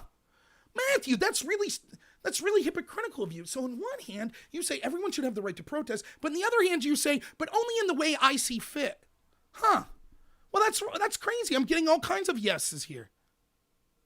Wow. Matthew, please, would you like to respond? Obviously, you're okay with this protest, correct? Right? Right? Oh. Hopefully you're typing. No. I think your protest is stupid, though. Fine, you could think the protest is stupid, but you agree. Fine. Then you renege on your initial position. Yes, people have the right not to wear a mask. Thank you. Moving on. Sounds great. You think it's stupid. Great. We think your protest is stupid. I think a protest that claims to be for black lives that destroys black communities is not a worthwhile protest. I think protesting for a Marxist terrorist organization that seeks to dismantle this country, which will have a direct impact first and primarily on inner city communities, is a bad thing to go out and protest for. Hell, I think if you're out going to a Pirate game or a baseball game, that's more important and a better thing than going out and protesting for a violent left-wing terrorist group that's burning down cities and wants to destroy the country. But hey, I said, I'm with you. I said, as long as they're peaceful, they have the right to go protest. That's what I said. But I think that I have the right to go to work and feed my family. I think I have the right to do what I want. Great. I'm glad we're on the same page. I guess your virtue signaling about mask wearing was unwarranted coming in, but perfectly fine, I guess. Good stuff, though. Right, you think it's stupid. Right, I think it's stupid that you're out there protesting for a racist Marxist organization that's engaged in violence. I also think that's stupid. Okay, fine. That's our right as Americans, right? Again, I'm a hypocrite. How am I a hypocrite? Black Lives Matter has the right to protest. Trump supporters have a right to go to a Trump rally. They have a right to not wear a mask if they want. Where's the hypocrisy here? What you don't have the right to do is engage in violence. If Trump supporters are out there not wearing masks, fine, don't care. If they start punching people, I absolutely care. I don't care that they're Trump supporters. I think they're engaged in violence. Therefore, that's not allowed. Black Lives Matter, my town of Clarion, they violated social distancing orders. They went out and had a vigil for Black Lives Matter. Even though I disagree with their message and think it's stupid, it was totally peaceful. I tip my hat to them. They had every right to be out there. I told people that went, you absolutely had the right to be out there. I don't have a problem with that. But some of those people that went then turned around and said, I don't like the non-social distancing I see other people doing. You don't get to do that. If you say it's okay to violate social distancing for what you think's important, then it's all right for the other side to violate it. I think that's what I agree with. I don't agree with Black Lives Matter. I support their right to go out and protest. So where am I being a hypocrite again? Do I think that it's okay to ram a car into protesters in Charlottesville? No. Next. I love the deflection. Yes, we know. We had one incident that was terrible of it looks like a white supremacist, I think that's what it was, who used extreme violence, which I condemned totally and wholeheartedly. The media, which you're a member of, I'll just say, wholeheartedly talked about that story breathlessly for days on end. One incident of one murder. Terrible. It's a terrible thing. Meanwhile, how many people have died in the riots from Black Lives Matter? Going back to the Dallas Black Lives Matter incident where we had a Black Lives Matter member in 2014, 2015 that shot 5 police officers there. And then your President Obama, my president too, I guess, he went to the funeral of those officers and decided to start lecturing about how the police need to be less racist towards people of color. Wouldn't that be nice? Boy, if that was your brother or father or something, wouldn't you love the fact that they got murdered by a Black Lives Matter supporter, to have your president show up and lecture you about how the institution that your father or brother or whatever was part of actually needs to work on their racism? That'd be a great thing, right? Or how about in Minneapolis, it turned out that the first night of the riots, when everything was burning down, they started to go through some of the wreckage and they actually found at least one dead body that was burned alive in the buildings. Then there's a case in Provo. Did you think it was okay in Provo when a bunch of thugs surrounded a car and started beating it? And when the driver tried to get away, someone opened fire and ended up shooting him? How about the situation in Austin where Antifa member tried to do the same thing with an AK-47 and ended up getting shot and killed himself? Or there was the other situation, I can't remember where it was, where someone opened fire that was for the Black Lives Matter protest, ended up hitting another Black Lives Matter person and killed them. Did you think it was okay for David Dorn to be murdered when he was murdered? Or how about the situation in Rochester where we saw an elderly couple that owned a business get beat by black people cheering for Black Lives Matter with a 2x4 as the husband pleaded, "Please stop beating my wife"? Was that okay? Let me know when I'm getting something that you think's morally objectionable. Mostly peaceful, though. Mostly peaceful. Am I right? Yeah, mostly peaceful, right? Mostly peaceful. Do I think it's okay to, I think it's late. Do I think it's okay to send pipe bombs to Trump's political enemies? No. Next question. Did you think it was okay for Steve Scalise to be shot by a rabid Bernie supporter? Did you blame Bernie Sanders for that? Were you on YouTube pages and Facebook pages saying, "My God, look at Bernie's rhetoric"? Is that what you were doing? No, I bet you weren't. Yes, all political violence is bad. Yes, I roundly condemn any political violence I see on my side. Yes, almost the entirety of the conservative movement condemns. Name me one person of political prominence in the conservative movement that thought what happened in Charlottesville was good. Name me one person that thought that guy that was sending bombs to people that was a Trump supporter was good. Name me one. All of them roundly rejected it. Yet, all the violence I just listed, Jerry Nadler was asked the other day, a Democrat, "What do you think about this violence?" He said, "It's a myth. It's not occurring." I continue to hear about how great this movement was. Imagine having the temerity to say, well, actually in Charlottesville, it was just one person. The majority of the people there didn't hit her with a car, so maybe it's a good movement. Imagine saying that.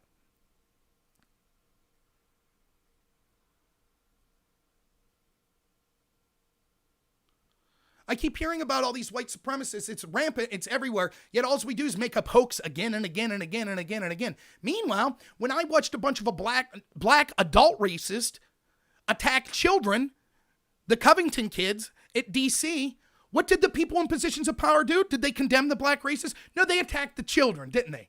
They attacked the children. And then when they saw the full video and they realized, oh, that Native American gentleman, the one, that was quoted as saying, those black supremacists that were shouting racist and homophobic slurs at the children, he was telling them some harsh truths.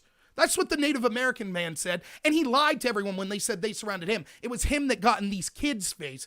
But the media decided to defend the racist in that situation because, Orange Man bad, and they were white, they were white Trump supporter kids, so screw those kids, right? And so, yes, they were getting death threats, but the media didn't care. And so then once the full story came out, did the media say, "Our bad, we're sorry"? No. What they did was they said, "Oh, but look, at Covington 5 years ago, before these kids were even in the school, there was a basketball game, and it was a blackout game, and one kid was totally painted black. So, that excuses the death threats these kids are getting now. That excuses you defending adult black racists in the name of attacking them. I bet you covered that in your newspaper, didn't you? I bet you were real quick to be on that, weren't you? Were you asking people, yeah, but do you think murdering black people's okay? Just one death, no biggie. No, that's not what I said, is it? Absolutely, it was newsworthy, it was deplorable, it's worth talking about. It's you people that say that. You're the side that says, mostly peaceful protest. Who cares that we're up to 16, 17 people that are dead? Mostly peaceful. Those small number of deaths, mostly peaceful.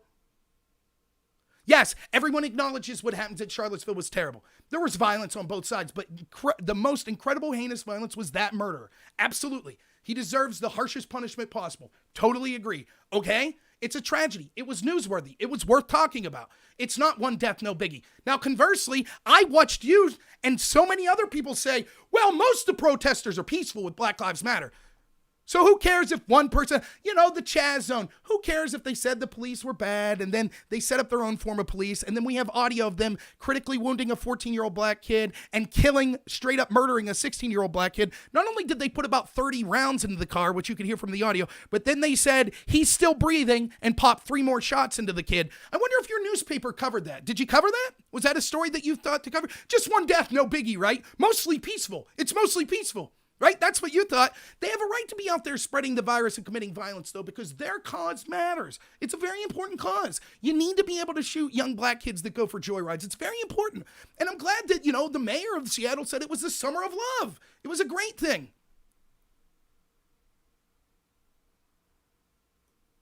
It's so pathetic. It's unbelievable.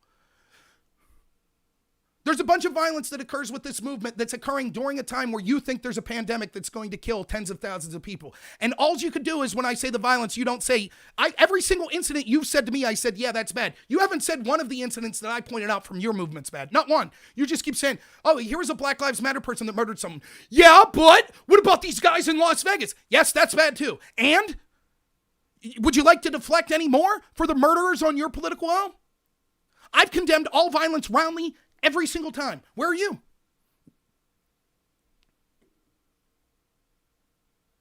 Three men tied to right-wing movement conspired to spark protest violence in Las Vegas. Let's pretend that didn't happen. Yeah, you're right, man. That Chaz zone was secretly all Republicans that were running it. That was a bunch of Trump supporters that were shooting people, right?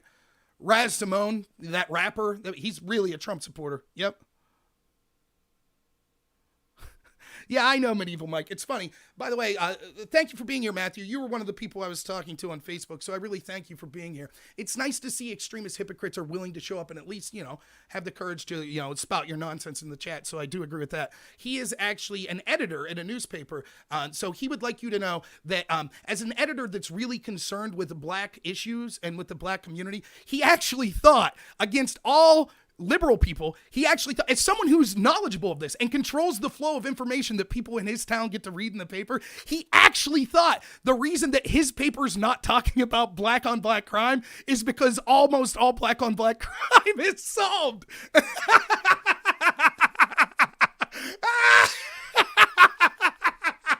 I just can't get over it. It's so fantastic.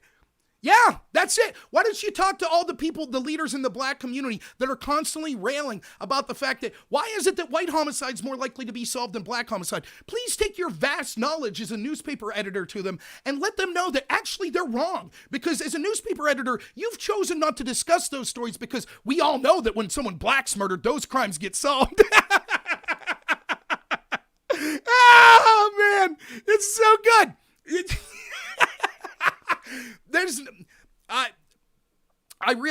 I don't want to get into your personal information or anything like that, but I really feel bad for your readers. I feel bad that the person that's editing their newspaper is so out of reality. What would you say? Oh, yes, you're Matthew, you're the editor of the paper. I was wondering, my son was shot and killed in some gang violence, and I wondered why you didn't cover it. Oh, I'm sorry to hear that, ma'am. We don't cover those issues because black crimes are solved.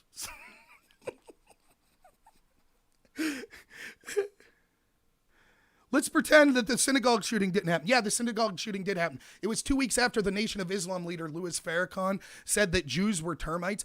Yeah, the same Nation of Islam that ran security at George Floyd's protest. The same Nation of Islam that's leader Louis Farrakhan routinely took pictures with Barack Obama. Yep, that did happen. It's terrible. I'm not pretending it didn't happen. Violence occurs. Yep.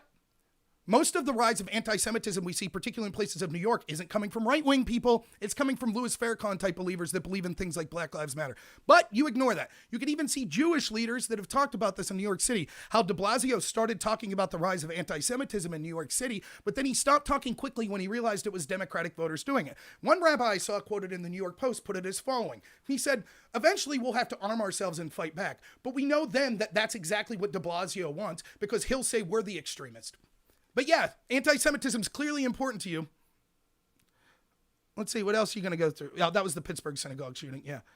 Right, yeah, that happens. There's racism. Again, no one's pretending it didn't happen. What does any of your deflections have to do with the violence we see from the movement of Black Lives Matter? In fact, many of these synagogue shooters belong to white identitarian groups, which I literally rail against all the time and was doing so in this very show. Again, I condemn the violence. You don't.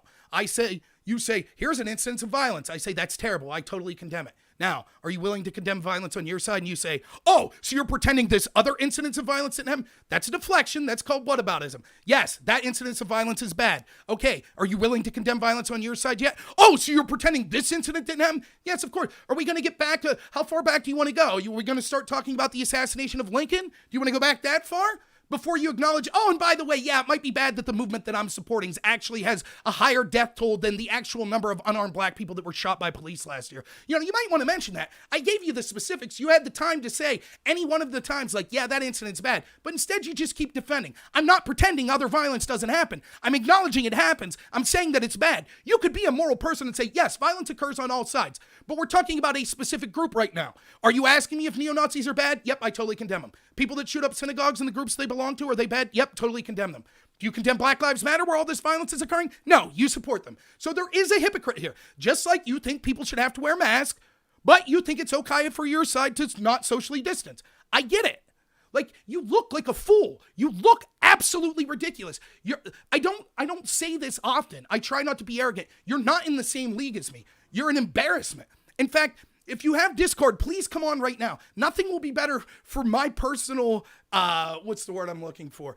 Success on this channel, plus for my self-esteem, to batter someone who's such an intellectual, lightweight hypocrite like yourself to make you look so bad. Please. And by the way, I treated you with respect when you came on until you started claiming that I somehow was for these murders. It is an absolute ridiculous statement. I never said anything that was remotely for it. We can go back and rewind the tape and see that I treated you with respect. But if you want to come on and make a fool of yourself and say people are immoral and say that somehow I'm pretending that this violence doesn't happen, you're clearly being unethical. You're clearly looking to pick a fight. I'm more than willing to give it to you because you are in nowhere near my league. You admitted even when we were on the Facebook chat that I admit that I don't have the evidence or the research to back up my position. That's right, you don't. You literally said something that is the opposite of the truth. You said, as a newspaper editor, that you choose not to you implied that the reason that other newspaper editors don't cover stories of black on black crime is because they're solved all the time, which is the opposite of the truth. So you're actually doing work to make sure that justice isn't been brought to the black community. You'll sit here and criticize other people and say, did you criticize this violence? Did you criticize that violence? But when it comes to you and your personal life and your profession that actually could make a difference and give voices to the countless black families who don't have anyone giving a voice to them because it doesn't help people achieve political power, you could personally do that and you choose not to. And you make excuses for why you don't do it because you're garbage. You're a terrible person and you don't care about the inner city community. Unlike me. You're a disgusting person. That's what you are. Well, let's see what else you have to say. Let's pretend the Wisconsin Sikh temple shooting never happened. Is that what I'm doing? Nope.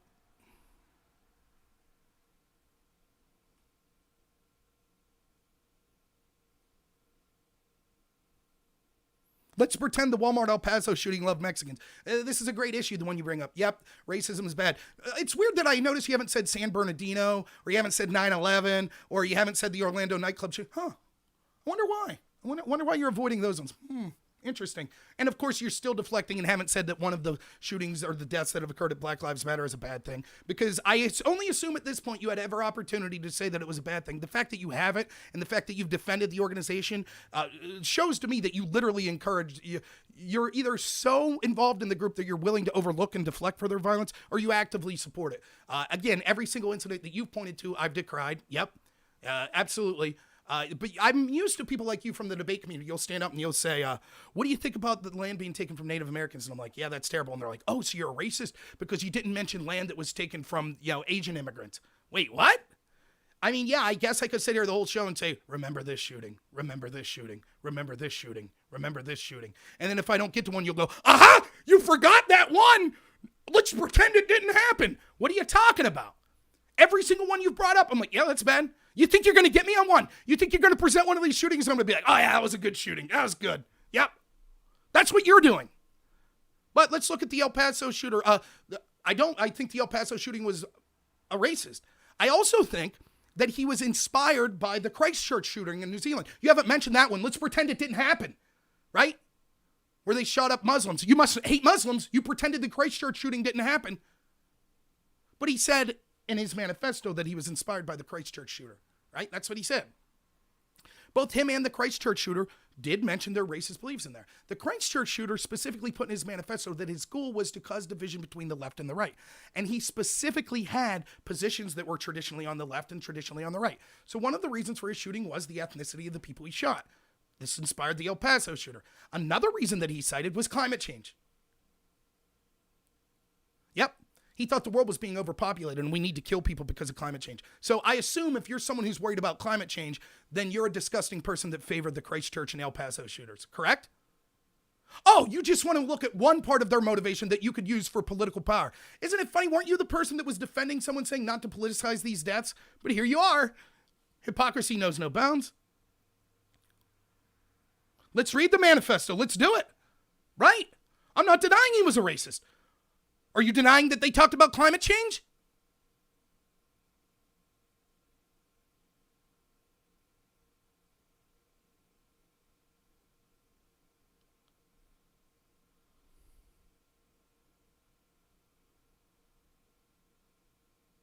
I'm like a fat kid on ice skates. I keep pivoting. Are you... Okay, now I have to make a confession. Are you really a fan of mine that's just trying to make me look good?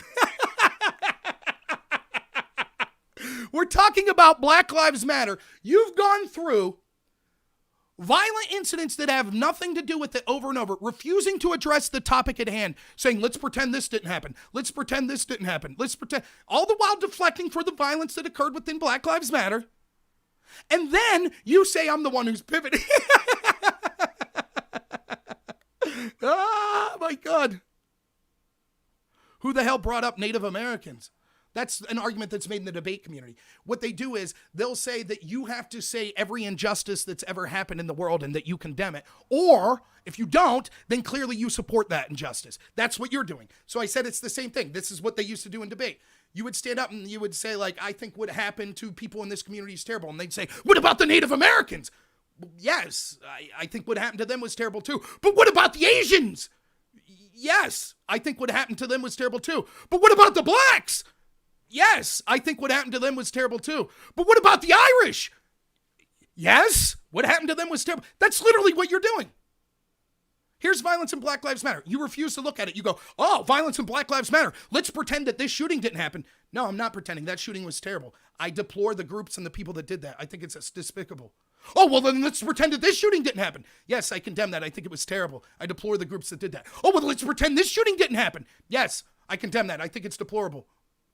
Now, while we're talking about numbers then, so it's clear that you have a specific narrative that you'd like to talk about, which I don't mind. And you're talking about conservatives or white people that are killing people. And I agree. That's something that's worth talking about. Now, it turns out if we look at the narrative and the statistics, I know it's something you admit you don't do. Look at the statistics. I mean, who has time when you're editing a newspaper to put falsehoods like black murders are all solved? Who has time to actually look at statistics, right? But you know, if we actually look at the statistics, the most recent from 2018 that are completely available from the Bureau of Justice, we see that actually most crime is intraracial, which means mostly blacks are killing blacks, whites are killing blacks, etc. Makes sense because that's what you do in the community you're in. However, if you look at the difference, if you look for interracial violence, the narrative that you want to speak to, there actually is clear data on interracial violence. And that is an individual black person is 48 times more likely to commit a violent crime against a white than vice versa.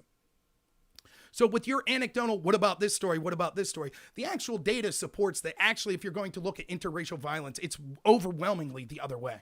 Overwhelmingly. In fact, blacks were the only specific racial group cited in 2018 that were more likely to be the perpetrators of violent crime than the victims of violent crime.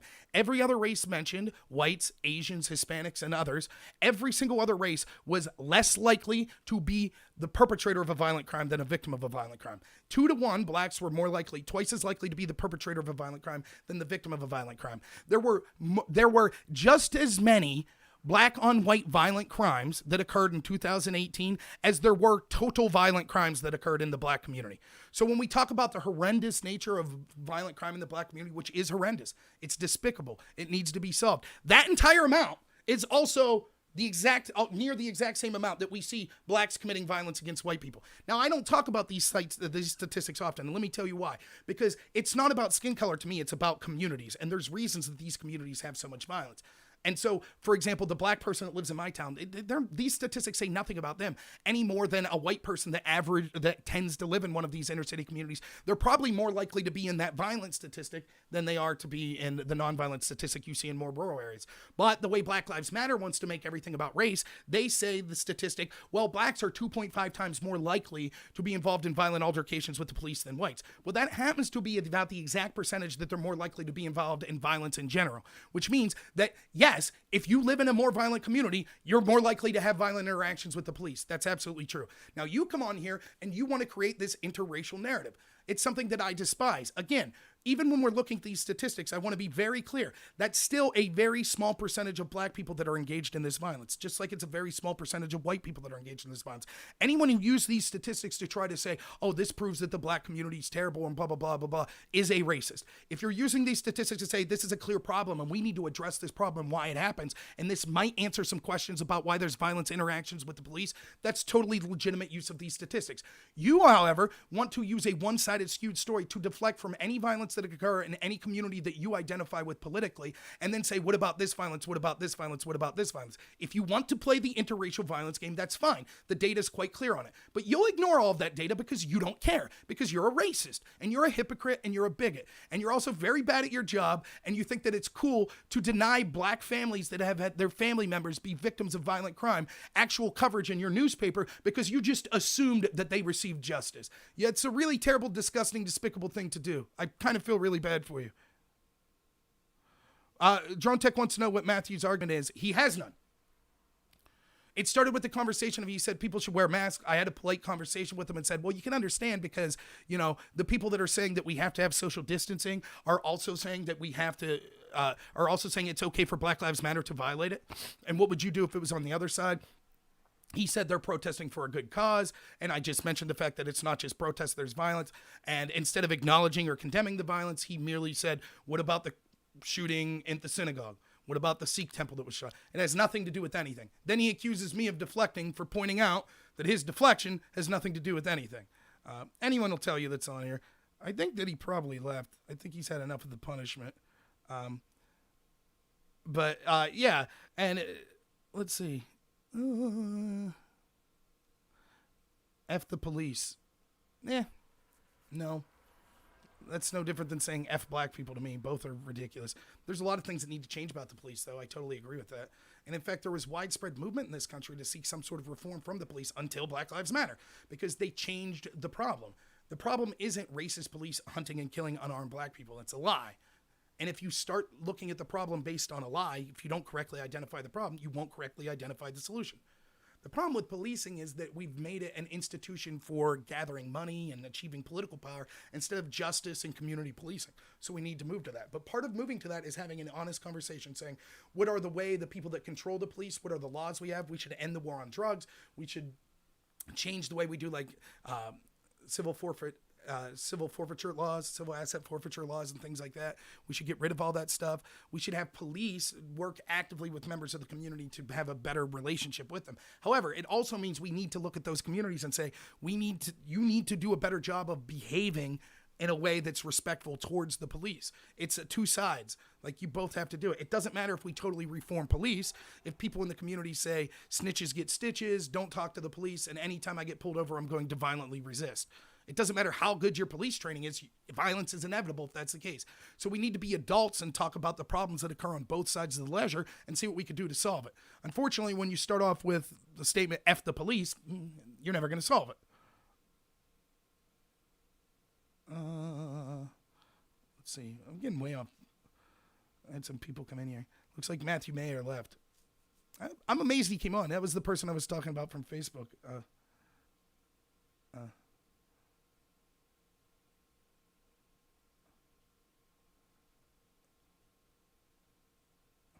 Right, Pifferfish, you say, this is what I was mentioning. I'm only pointing out that everyone looks at the interracial violence where there is more violence between two of the same race. Absolutely true.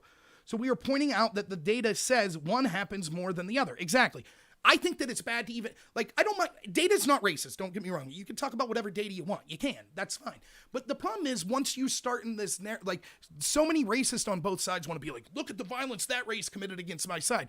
When all races, the truth is you're more likely to be harmed by someone of your own race. That is the undeniable truth.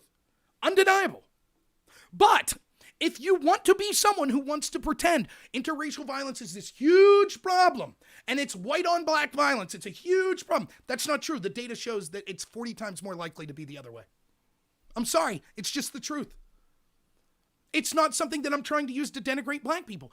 I look at these statistics and what I say is, damn, this is a shame. What can we do to help this situation? Other people look at these statistics and say, you're racist for bringing it up. How are we ever going to solve the problem if we can't correctly talk about it? I didn't shadow ban you. You're just lying now. In fact, I've never banned anyone.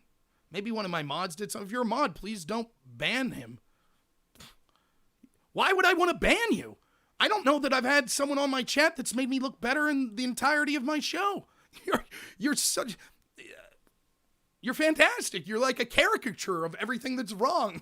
It's so easy. You're just lobbing up one softball after another. Please come back every day. I'll pull up a chair next to me. But again, see, you're a genius. You really think, I really do think that secretly, this is going to be an alias, and I'm going to call you, and you're going to call and you'll be like, actually, it was me, Tyler. What's up? Man, made you look great, didn't I? I think that's what's going to happen, because once more, another classic leftist trope. Play the victim. Claim that you're the victim of something that didn't happen. You shadow ban me. No, I didn't. Oh, I'm the victim. You had to ban me because I'm so right in my opinions. I did not ban you. Mr. Newspaper editor. Oh, my goodness. Whoa, I wonder how much you're getting paid. Holy cow. It's really impressive, though. I mean, you're a walking caricature of what's wrong with the press. So I assume you fit right in. There you go, everyone. Matthew, what's your last name? Matthew, we'll just say. I don't want to be throwing your name out. That's who's running your press. That type of caliber. Let's see.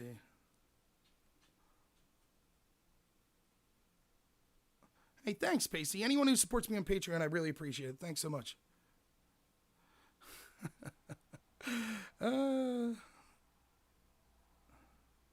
Hey, man, I have a topic for discussion. I'd love to see you dig into Camden. Many media sources have been pointing out that Camden as an example of how to reform police as they abolished their department and replaced it with a country force. I'll have to check that out. I don't know much about it, I'll be honest. ODM wants to know if I'm still on ATS. I'll be honest, I haven't checked it in like a month because I've been so busy. Basically, the only political stuff I've been doing is, I haven't even really done Twitter. I've only been doing my channel when I get a chance. Yeah, but I think replacing with county police might be a good idea. I think that that's something, I know cops. I've known bad cops. I know cops that are some of the greatest people you ever meet. There's bad apples in there. And let me defend the left for a second. Let me defend this. There is something more heinous about people in positions of power engaged in unethical situations. So as bad as the gangbanger is, the cop being as corrupt is worse because they're supposed to be in a position of authority enforcing the law.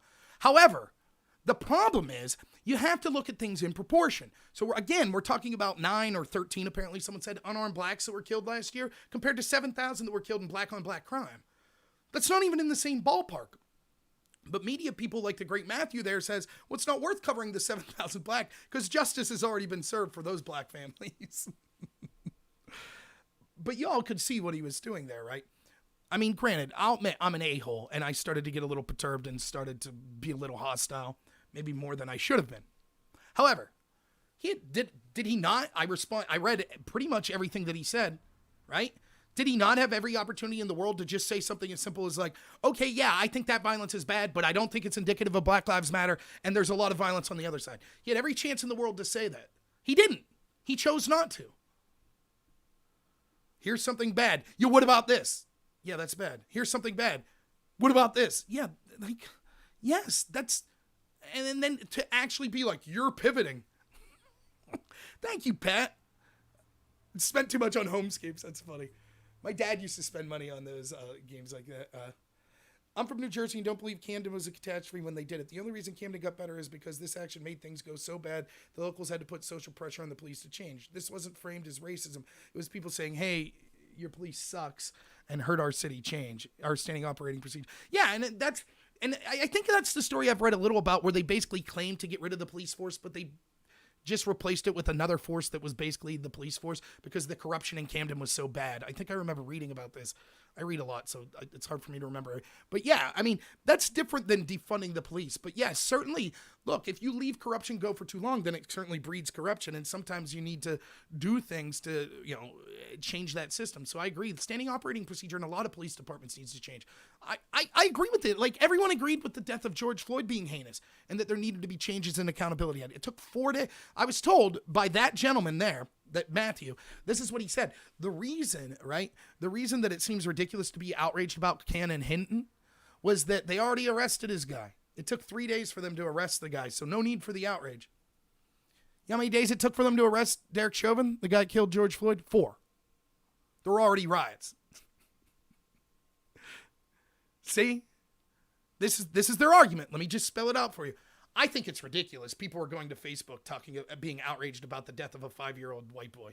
I think that it's outrageous. They arrested the killer after 2 or 3 days. So what's there to be mad about? Then we go to George Floyd's situation. Well, I'm so happy that people politicized George Floyd's death. I mean, it took 4 whole days for them to arrest the killer. And this is an important cause. So the outrage is palpable. I think that the protests and stuff, even during a pandemic, is a good thing. So it's over the line to go on Facebook and say, wow, it's a tragedy that this 5-year-old white boy died. That's over the line. That's being too outraged. But going out and rioting and protesting during a pandemic that you're always posting online about, oh my God, we got to social distance because of the pandemic. That's an acceptable level of outrage. Yeah, George Floyd actually, and that's another point that I made. Like, look, another reason that should be more outrage over the death of Cannon Hinton is the fact that George Floyd was not a likable person. Does not mean that he deserved to die that way. But it seems that at least, if not the major cause, if not the cause, at least a major contributing cause to the death of George Floyd was that he was extremely high on dangerous drugs and that he was resisting arrest. That doesn't mean he deserved to die. Don't get me wrong. But what was Cannon Hinton? Was he high? Was he resisting something? No, he was executed. Right. That's what this whole discussion started with. It was a Facebook conversation I had with someone that it was a respectful conversation, which he chimed in. And actually, it wasn't too disrespectful when he chimed in.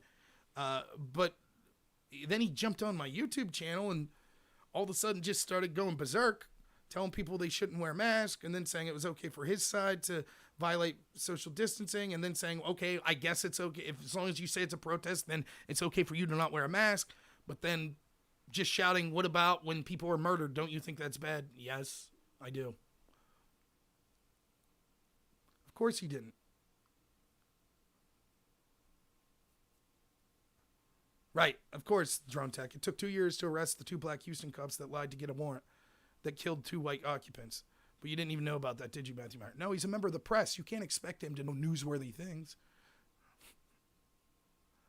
Yeah, there's a problem with militarization of police, But unfortunately, again, as with everything with Black Lives Matter, the very things that they're publicly saying they're trying to correct, they're making worse. For example, New York City, if you watched Tucker Carlson's show last night, I watched like the first 10 minutes, it's talking a lot about how cities, the tax bases are leaving and things like that. Part of the problem is that what do you think is going to happen if you're a resident of New York and you're going to vote for another mayor next time? You're sick and tired of seeing de Blasio leave violent mobs destroy your city. So you're probably going to vote for someone who's super pro-police. And the police chief that comes in is going to say, look, we got overran. Because remember, de Blasio's argument was, we just didn't have enough police to handle the rioters. So the next police chief's going to be like, we need more weapons. We need more technology. We were beaten by these thugs and terrorists. So the very thing Black Lives Matter is claiming to try to solve, they're actually going to lead to more militarization of the police. And I'll be there to fight against it because I don't just take one side of the issue. Right. And Floyd also, that's what I said. I say this all the time. Imagine being the pregnant woman that George Floyd pointed a gun at your stomach and being sick to your stomach now as you watch him be ordained as a saint. Now, he wasn't a good person, but that didn't justify his death. It did not. But it makes you question people that are deifying him.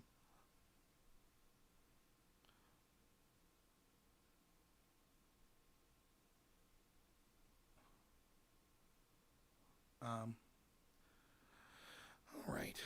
Does anyone have anything else? Sorry for my ranting and raving. Matthew, if you're still here, you're a good sport. I need to learn to calm down. I'm going to be a congressman someday. I can't be screaming like that. Or maybe I should. I don't know. I'm torn. All I could be is who I am. It's who I am. I think I'm one of the nicest people you ever meet. I think that I have plenty of friends I disagree with. Sometimes I get a little too heated and people think that I'm taking things more personally than I do. It's not the case usually.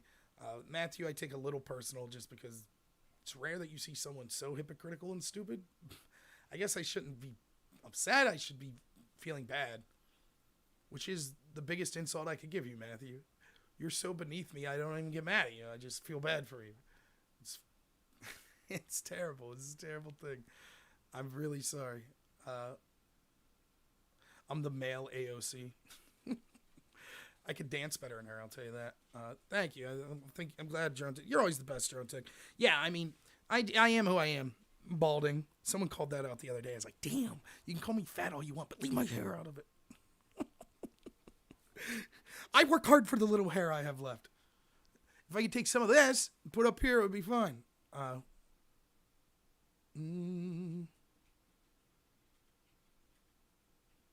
Yeah, the 6079, absolutely right. That's exactly, you said it better than I could. The fact that Floyd was a felon and a drug addict didn't mean he deserved to die, but it made it more likely. I agree. I absolutely agree. Look, I used to be a drunk. I engaged in decisions that could have been risky. Now, I was always pretty respectful of police and things like that, but I'm not here to morally cast judgment on someone for substance abuse. I can understand that if you're abusing drugs like that, you need to take personal responsibility and that it leads more likely to you doing heinous things. And I will judge you for those heinous things you do, such as putting a gun at someone's stomach, a pregnant woman's stomach. You deserve to be judged. But that doesn't mean you deserve to die that way. Again, the drugs meant it more likely that he would die, and the reason you bring up, actions such as him pointing a gun at a pregnant woman's stomach isn't to say he deserved to die, but to question the people that are acting like he's some sort of saint. And then to also question with someone that we see that's actually close to being someone who was without fault, a 5-year-old boy, why you don't seem to have the same deification or compassion for him. Why is that? We know why. Because it doesn't serve your narrative. That's why. Have I tried Rogaine? I have not. I'm just going to let it go. Au naturel, baby. Leave it balled up. Yeah, Matthew Meyer, the editor.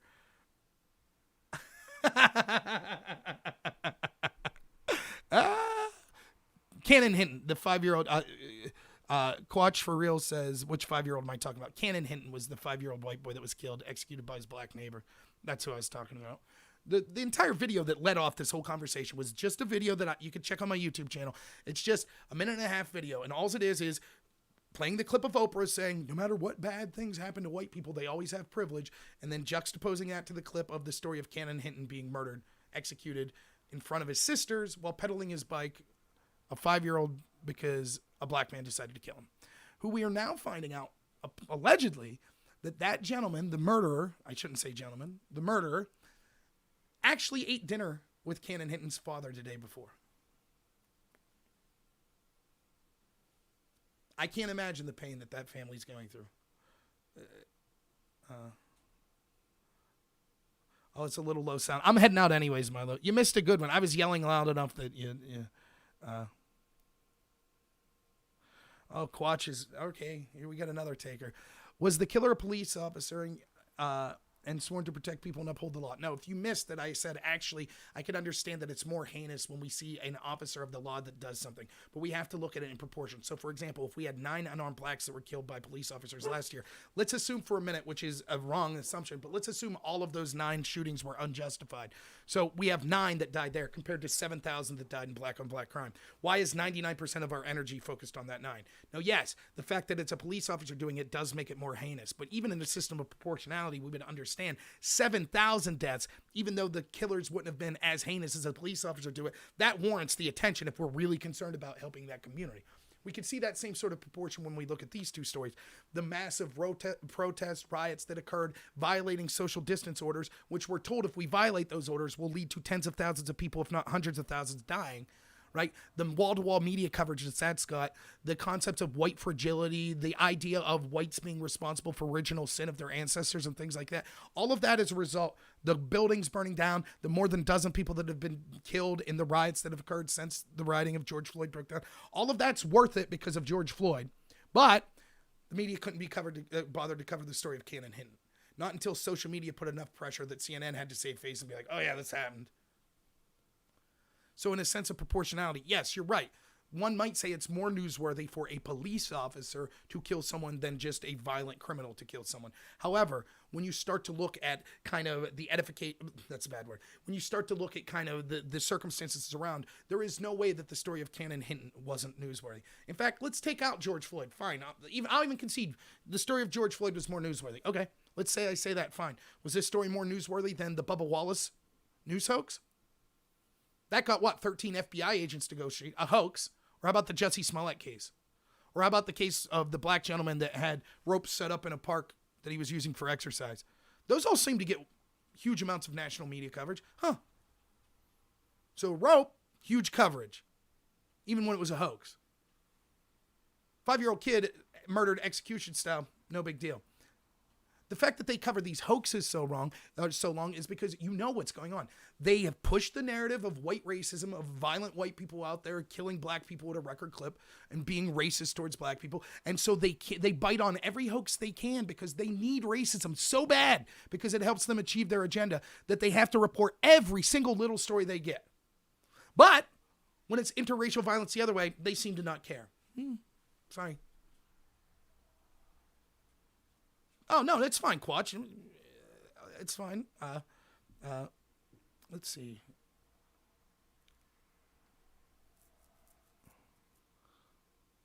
Thank you, Quatch. I really appreciate it. Quatch says on Twitch, he knows I'm going to head out, but he'd like to mention that he enjoys my opinion, even though you often don't agree with it. Thank you. I hope what does come across is that I am willing to have people on. I should have been as rude as I was to Matthew. I do apologize for that, though. He was frustrating. But yeah, I do try to, in good faith, argue with people that disagree with me. I really do. But thank you. That means a lot. I really do. I honestly mean this. Look, I'm not the best looking person. I'm not the smartest person. Damn near the funniest. Best dressed. I have the same shirt I had on last night. Probably not. But the one thing I think that I have, which every one of us can have if we want, is I am who I am. I will guarantee you who you see on this camera right now is who I am when the camera's off and I'm hanging out with my friends and family.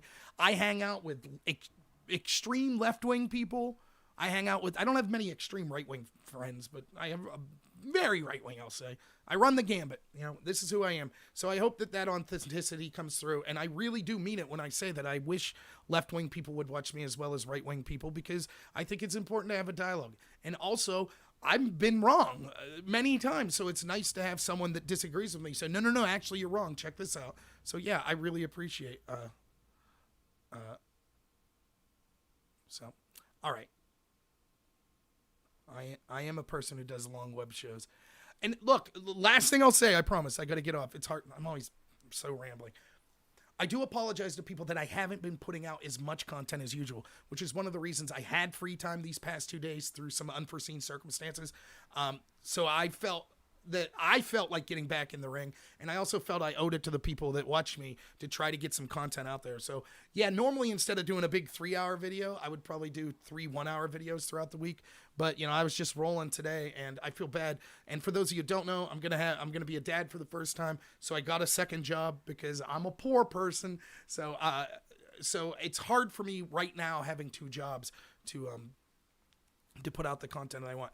On that note, if I could show myself a little, thank you to everyone that donated. And if you donate, I would really appreciate it. But if you would like to give me money for not a donation, I'm actually selling life insurance now. I think it's something very important, and I assure you I'll be fair.